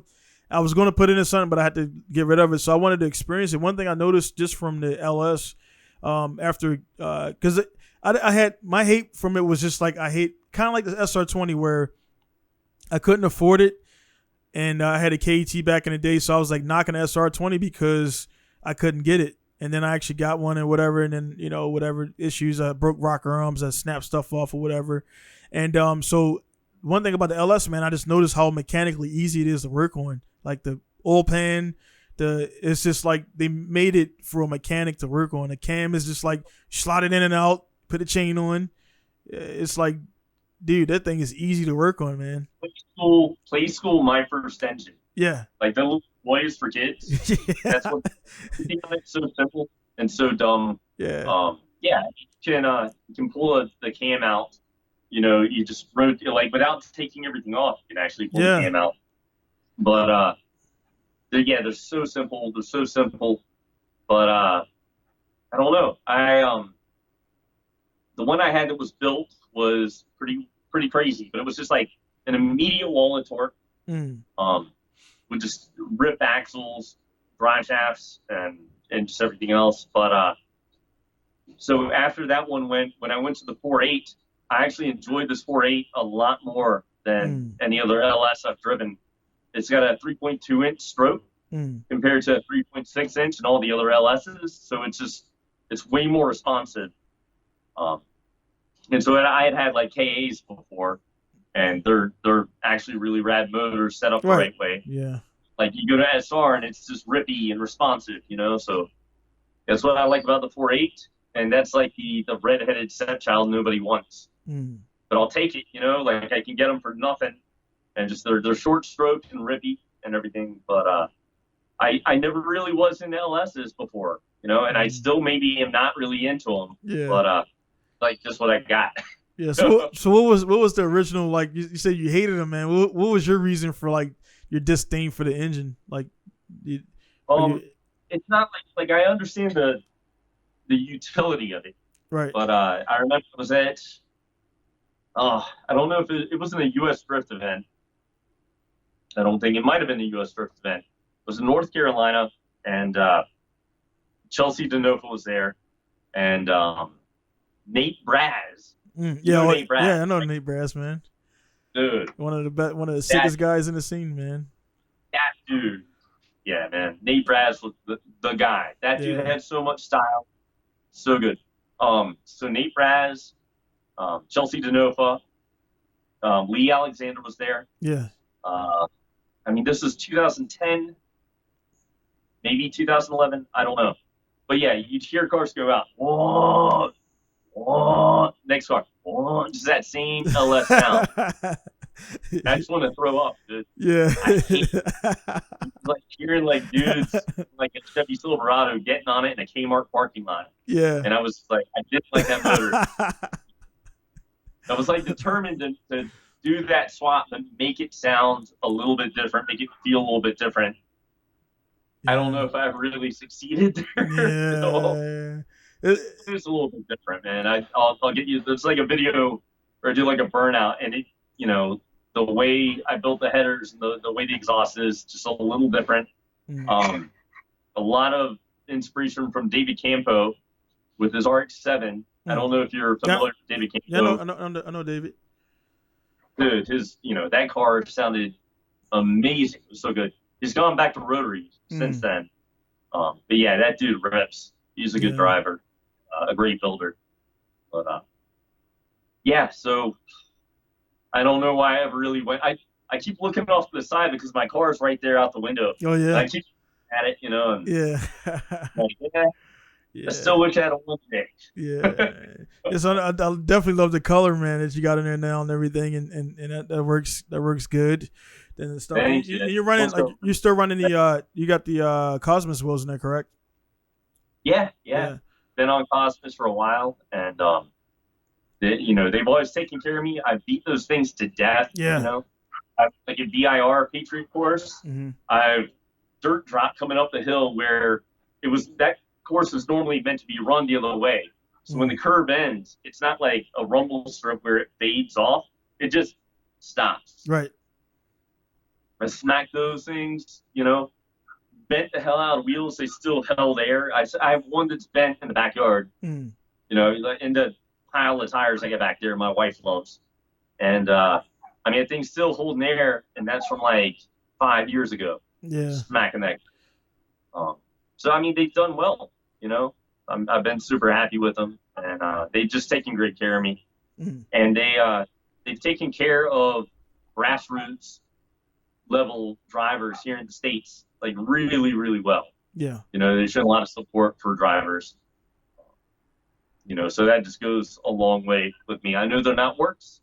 They're not, something nice like WEDs or something, but no, dude, they look the development. I'm a dealer for Cosmos, man, so that's why I brought it up, because you run them and everything. I need to get some over here. I just kind of been, I got them on my site, man, with Japanese. They there is a weird situation, man, because there is a lot of inferior makes out there where it's like different. It's a different wheel every week from some company you never heard of. So when people see Cosmos, I don't know why. Like I said, you just said it. You beat the shit out of them.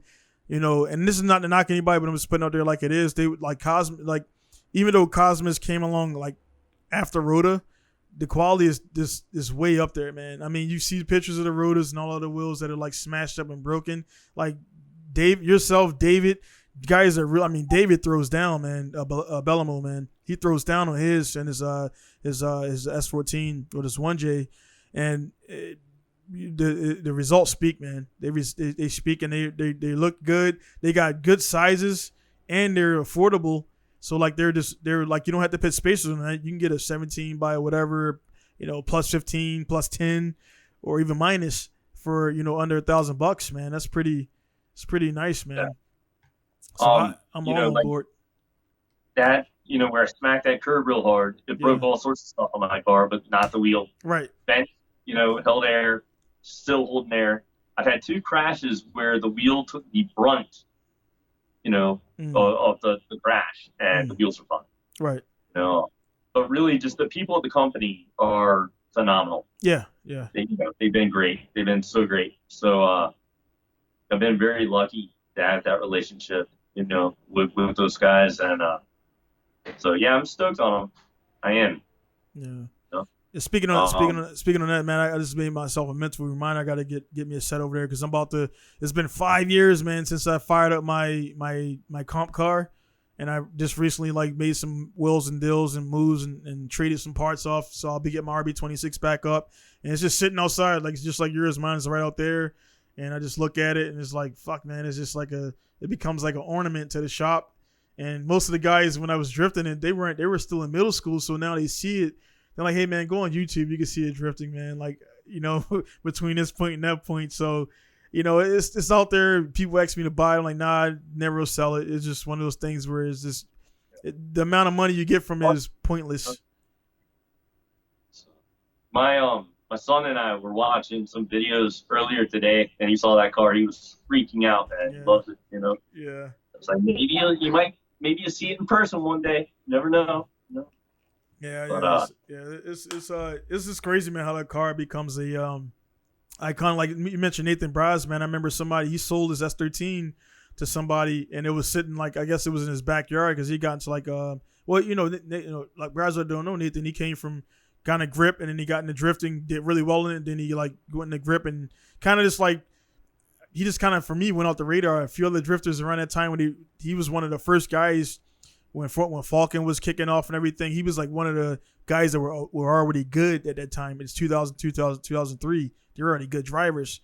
So he was in the OG for a while. And then when it kind of, I should probably talk. I probably should, man. I talked to him, man. We never really had a conversation either. So it'd be nice to talk to Nathan, get his story and everything. But to me, also looking in, it just seemed like he kind of got bored with it and the drama started piling up. I don't know if this is true, but he just kind of was like, I'm going to go do some other stuff, man. Maybe or maybe you don't, but it just seemed like that's what happened to me. Like Lee, like guys like Lee Alexander's been around for a while, and they just kind of, Lee got into this fabrication thing and he spends more time fabricating than driving and everything. Yeah. So it's just, Lee is a great Lee's awesome, guy. Man.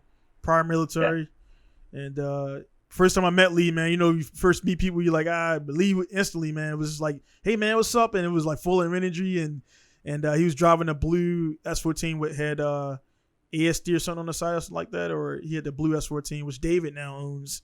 It's like that small circle, man. So like it's crazy. Yeah, man.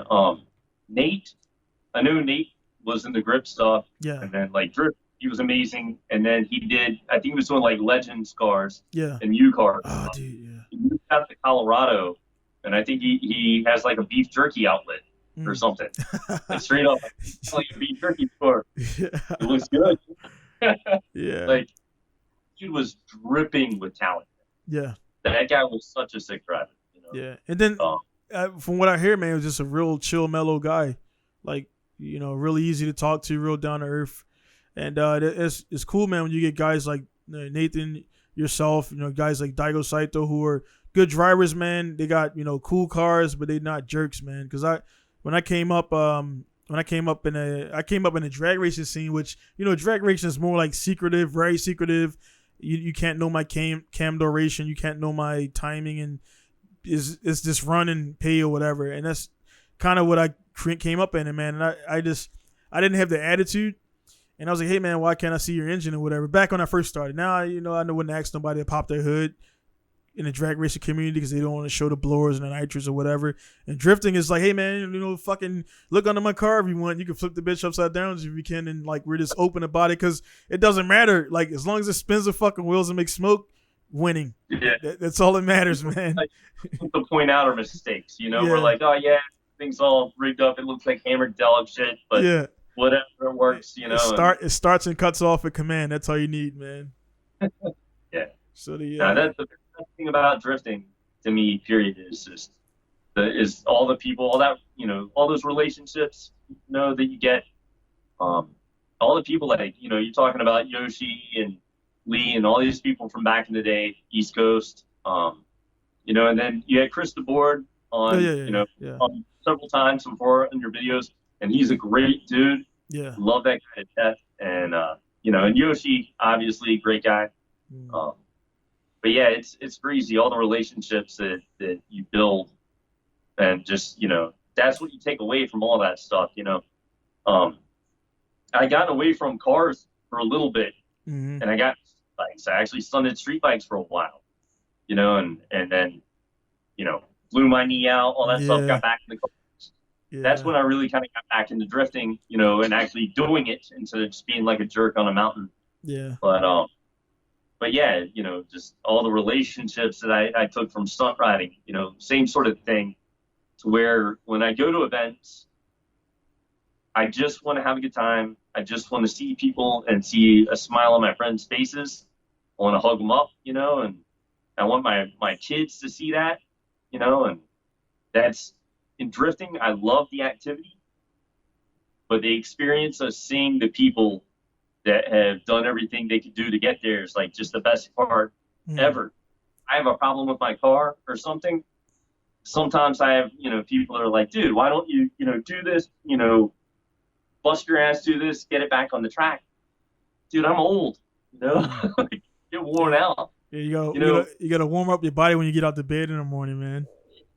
if it's going to be too much effort, I'm just going to sit there and enjoy my friends, and, uh, but yeah, just that's my passion in drifting has shifted from it being the activity to being the people, Right. Right.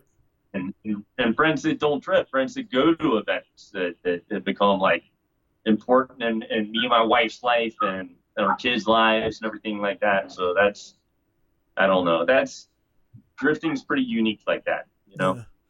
Yeah. It's kind of for me after I stopped after I got my pro license over here, man. Under King of Asia, which is King of Europe, and I got the license over here, man. And after it was like right after I got that card in my hand, and that was the it something changed, man. Because before it's like you think when you become a pro, whatever, that this doors are gonna open and you're gonna get all these guys flying in and all this thing, but then you're one of 1,000 other guys that got pro license, and then it becomes like a piece of plastic that says, "Hey, I could drive with this group of drivers," and then it really hit home because I was in my first pro event was Daigo was in it, Daigo Nakamura, all of the who's who of drifting dead. Well, before I go into that story, guys who don't know, drifting is very cultish over here. So, like, if you hang with, for example, Keiichi Tsuchiya, you brought up, Tsuchiya's son is actually disliked by a lot of guys, believe it or not, in Japan. I brought it up with Mito and a few other guys before. A lot of guys dislike Tsuchiya's success. A lot of guys dislike, that Tsuchiya gets paid for appearances and things like that. But he's earned those. He's been in the game for 40, 50 years. He's earned that, that ability to do that. So some of the younger guys, they don't know about Tsuchiya, what he's done, and they just hear about what their friends say and stay away from him. So when I drove in King of Asia, I got a lot of backlash from Japanese buddies because I drove in the Tsuchiya's event, and and then I'm like, man, it started. So I started to see how it really was, and then again, I got the pro license to drive. Again, I'm competing in the event. Daigo Saito came in second. Nakamura came in first, and this other guy named Wataru Sato, which is a buddy of mine, came in third. Which I battled and lost in the top 16. So I was a couple of mistakes away from being on the podium with Daigo Saito and Nakamura for my first event.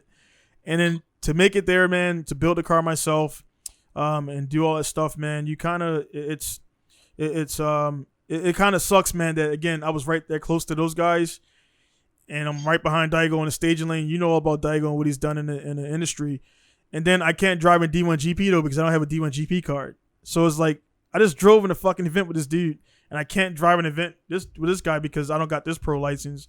I can't go in FD because I don't got this license. It's like, dude, you're paying for a piece of plastic, and it's like once you really put that into perspective and you look at that picture of the universe and how small the Earth is compared to Pluto and how small Pluto is compared to this planet, like, bro, that's real insignificant, and you spend so much time wasting your time, wasting hours versus being out there and just drifting, enjoying the sport, and just utilizing the life that we have before it expires for everybody. So I got into pro stuff, and then almost overnight, I'm like, man, screw this, because it's like I'm not drifting. I'm getting angry because I'm not placing. I'm not I'm not fulfilling my sponsor agreements and things like that. So I start getting stressed from that. And I'm like, dude, I dropped all my sponsors, everybody pretty much. And I got a few partners, but I dropped all those guys, man, because they weren't really helping. And it was more drama than, progression. So that's where I'm at with it personally. It's, in the States, there are like 3 different groups of drifting. The pro stuff. I mean, maybe more, actually. There's the pro stuff. There's like the pro-am U.S. drift stuff that Right. wants to be the pro stuff. Right. And that's culturally totally different. The grassroots stuff is split kind of between just the dudes that are learning and the dudes that are super low style oriented. Right. It's pretty wild when you have, one activity with 4 or 5 different purposes of why you're doing it. Mm. And when you have sponsors, it's a 2-way street. Like obviously, like you can't fake the funk. If you're gonna have that sort of support, you got to do the work, right? No matter what. So it's like, especially when you're competing, you have to travel. Right. You have to travel. It's the leisure, you got to do it, and it becomes something fun becomes stressful. Mm-hmm. And you're like, man, am I trying to win a softball tournament here, or am I trying to drive and have fun? And I've been involved in skateboarding, snowboarding, martial arts, and stunt riding, car stuff, and then drifting. I've been in it, all these different things enough to where I understand. I just want to have a good time. Right. If they're dudes who want to compete, that's super rad. But that's not really what I want to do. I want to be honest with myself about that. And there's a lot of freedom in admitting that to yourself and letting go of certain things. It takes so much effort. Like say if you get that license, you get a pro license. That just means so much more work. Right. Yeah. A lot of people, yeah. It's like you just got extra work, and maybe it's going to pay off for something that's amazing and super fun. But people have an idea of something, just the same as people will see Japan and they think it's a certain way. Right. People see a professional, whether it's a guy that's running a shop, whether it's a professional drifter, whether, whatever it is, they always have this idea of it and they never understand the work that really goes in. So it's, it's a son of a bitch. Yeah. It's like you're definitely old enough to know, like, it's like, it's one of those things where, you've been around guys. I'm pretty sure you've been around guys who you see them like, on videos and everything. When you finally meet them, this is a while ago, you finally meet them or whatever. And then you see that the behind the scenes grind. And, for me, like on my YouTube, of course, like I am who I am, like just how I'm talking to right now. I'll talk the same way in person, but on YouTube, I step it up just a little bit, just so it's not monotone and boring. Because the guy's like, hey man, today we're gonna go and drive this S13. Like if I talk like that, nobody's gonna watch that shit. You know what I mean? So it's like you spice it up, but at the same time, the guys will think that's like my regular. And I'm like, nah, dude. When I'm here, I'm focused on like getting that S13 ready for that event. So like I'm kind of more like I don't talk a lot. I'm not really into this podcast. For me is good because I don't talk to people daily. I just talk enough to communicate, and I go to work. I build engines or whatever. So the podcast for me, other than like meeting and talking to my guys like yourself, is kind of like therapeutic because they get to like talk about ideas, and not talking to people is actually not good for your health. I think like not communicating, and it makes you kind of on the edge a lot. So anyway, man, I'm in a zone a lot, so people don't see they don't see all the behind the scenes stuff to get to that event. And you've been in the game, you know how it is.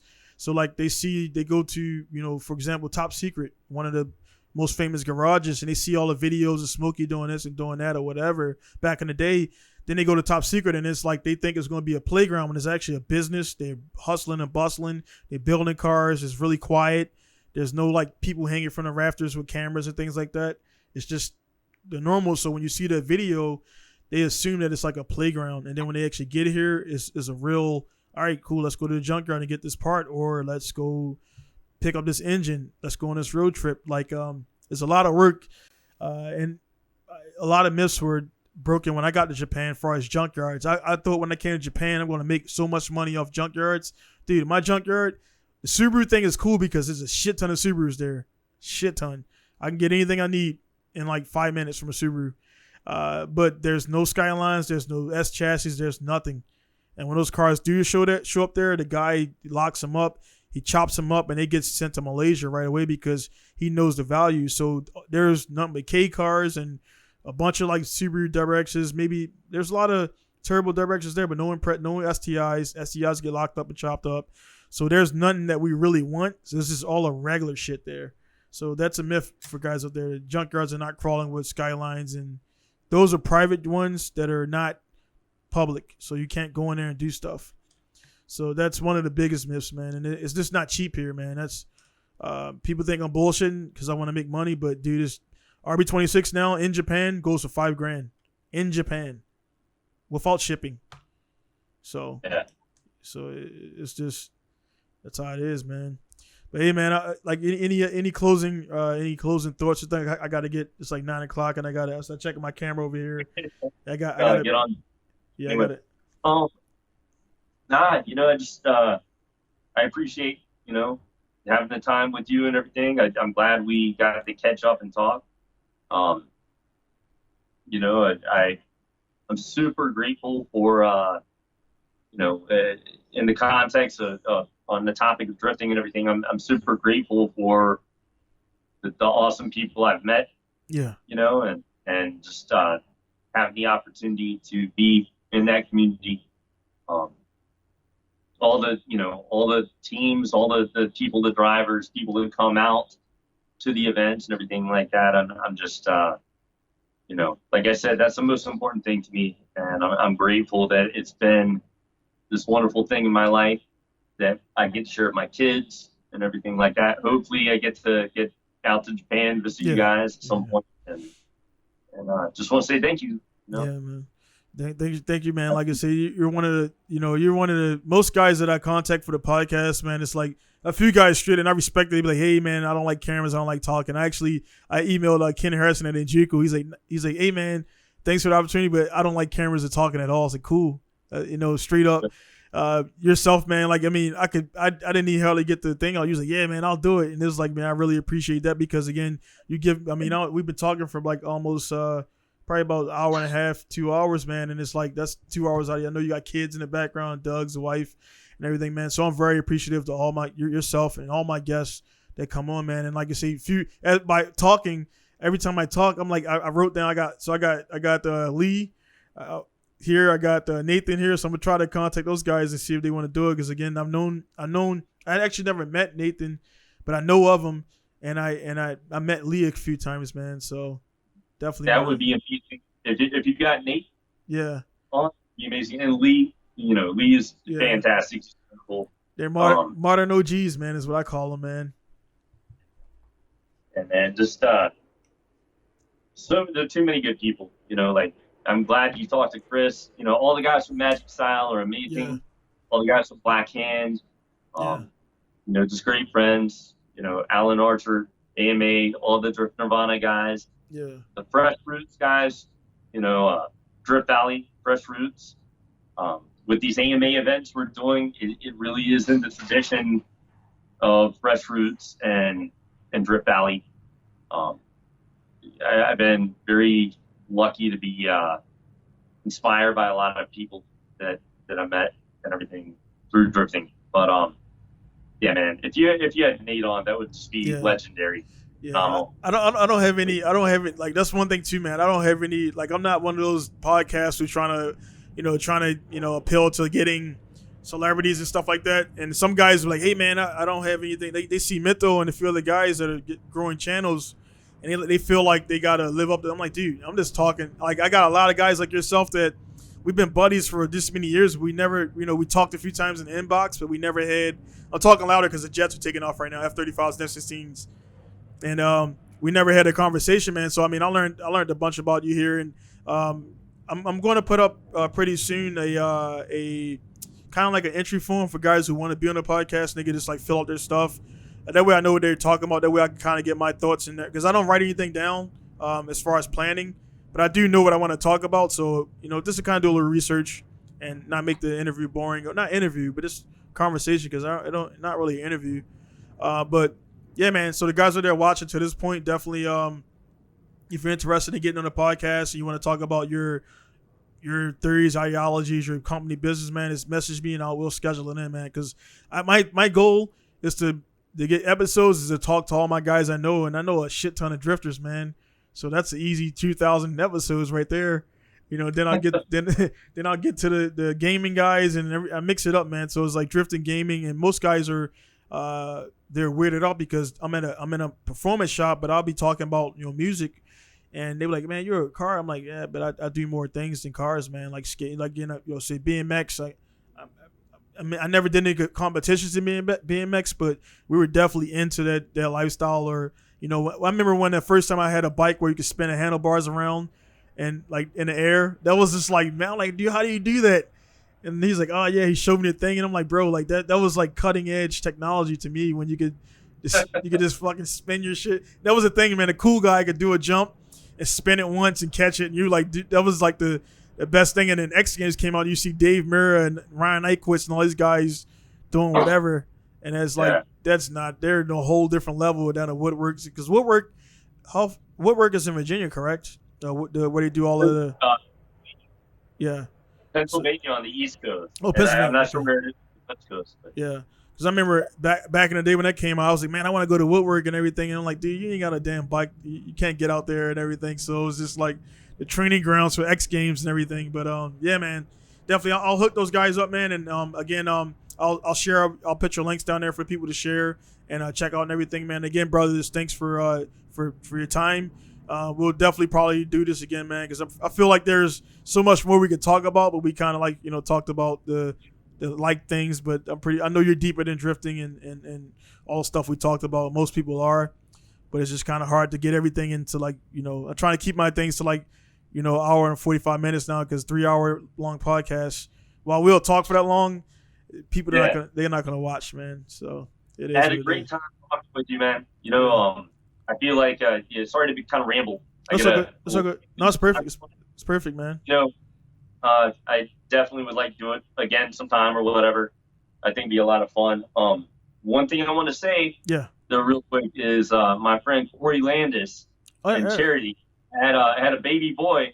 Just had a baby boy, Emmett Landis, this morning or late last night. And I just want to say real quick, congratulations to them. They got a brand new baby boy brought into the world, and just kind of want to shout them out on that real quick. Yeah, no, we're buddies. Again, man, it's like everybody you naming, like I know them or we're already friends on Facebook, or I know it's like the community is so small, man. This is like we get to see each other, grow up. And for Facebook, man, it's just, if it wasn't for my business and for my showing my family back home, the kids, I wouldn't probably have it, to be honest. But it's just it's as much as some people don't want to admit, Facebook is a critical part of life, outside all the BS and all the, I unfollow people a lot because they didn't post nothing that's deletable, but it's like, dude, come on, man. Like during this time with all this, the riots and some of the stuff, you like, dude, I didn't really know you were like that. And it's like, it's just an idea. It's not derogatory, hardcore. So some guys I've just straight up, and I don't delete anybody most of the time, but some guys are like, man, there's no room for that, man. Like it's just. I just, I stepped away from Facebook a little bit. Yeah. But especially with all the stuff going on, I believe in actual relationships, and I think that people just need to love each other. You know what I mean? Like take care of each other, and just it's too easy to get stuck in a negative bubble with all that social media. But at the same time, if it weren't for Facebook, there wouldn't be this huge structure of relationships, especially in like drifting and anything else. So. I am thankful for it at the same time that I don't like it. Yeah. I think it's just that with all of them, man. It's like that, like, it's weird because if you meet a guy, like I know we said we're going to stop talking, but it's how easy it is to start talking again. You meet a guy and the guy's like, yeah, I don't have Facebook. You kind of look at him like, hey, man, like, are you into like stalking kids or something like that? It's like you kind of, it's like you almost think because you don't have like that digital footprint. I mean, even some jobs, I'm pretty sure man, they won't hire you if you don't have a Facebook because they can't check on you. And then if you just delete, like for government is big for guys that are looking at your government jobs, Just a G whiz. If you're looking to get a government job, do not delete your don't delete your stuff. Clean it up, but don't delete it because they can tell that you had an account because Facebook sells information. Everybody knows that out there, so they can tell that Jasper Williams had a Facebook account and you deleted it 1 week before the interview. So they look at that as you're hiding information. So don't delete your stuff out there. Just take off the nude pictures and stuff like that, and you'll be good, man. So, but keep your stuff up there because it's like LinkedIn, Instagram, all that stuff like that, man. It's part of culture now, man. So whatever, man. On that stuff right there, on that note right there, again, I'll share your stuff there so guys can check you out on Instagram or whatever and follow your progress with the car. And then for the guys out there who want to just follow the Pinku style, whatever. It's Pinku style everything. If you Google it, I've done a good job with my SEO and stuff like that. So Pinku style is going to bring up my shop and everything else. Pink Ranger Drift, it'll come up in the first 10 pages. So it's all out there, easy to find, and it's pinkustyle.com and everything. So guys are there again. Thanks for taking the time out to listen to me and Justin speak here. I'm coming from South Japan. Justin's in America, East Coast, in Virginia, correct? Yep. So he's in Virginia and everything. We don't want to give out zip codes and addresses because you might get some stalkers at your door and everything. So but yeah, guys, thanks for tuning in. And God, like we said in this podcast, man, just the biggest thing, just be good to people, and people will be good back to you and everything. If just be good, man. There's a lot of stuff going on right now. Don't contribute to the negativity. Just do your thing out there. Be positive, and people will follow you. And maybe yourself being positive would take some negative guy and change and change, turn him around on everything, and let him see that everybody ain't the same. We're all different. And just keep it like that, and just be easy, man. Just be calm, and as calm as you could be, and positive as you could be right now, and you'll be good. So again, guys, thanks for tuning in. It's gonna be down south from South Japan, and I'll see you guys later. Peace.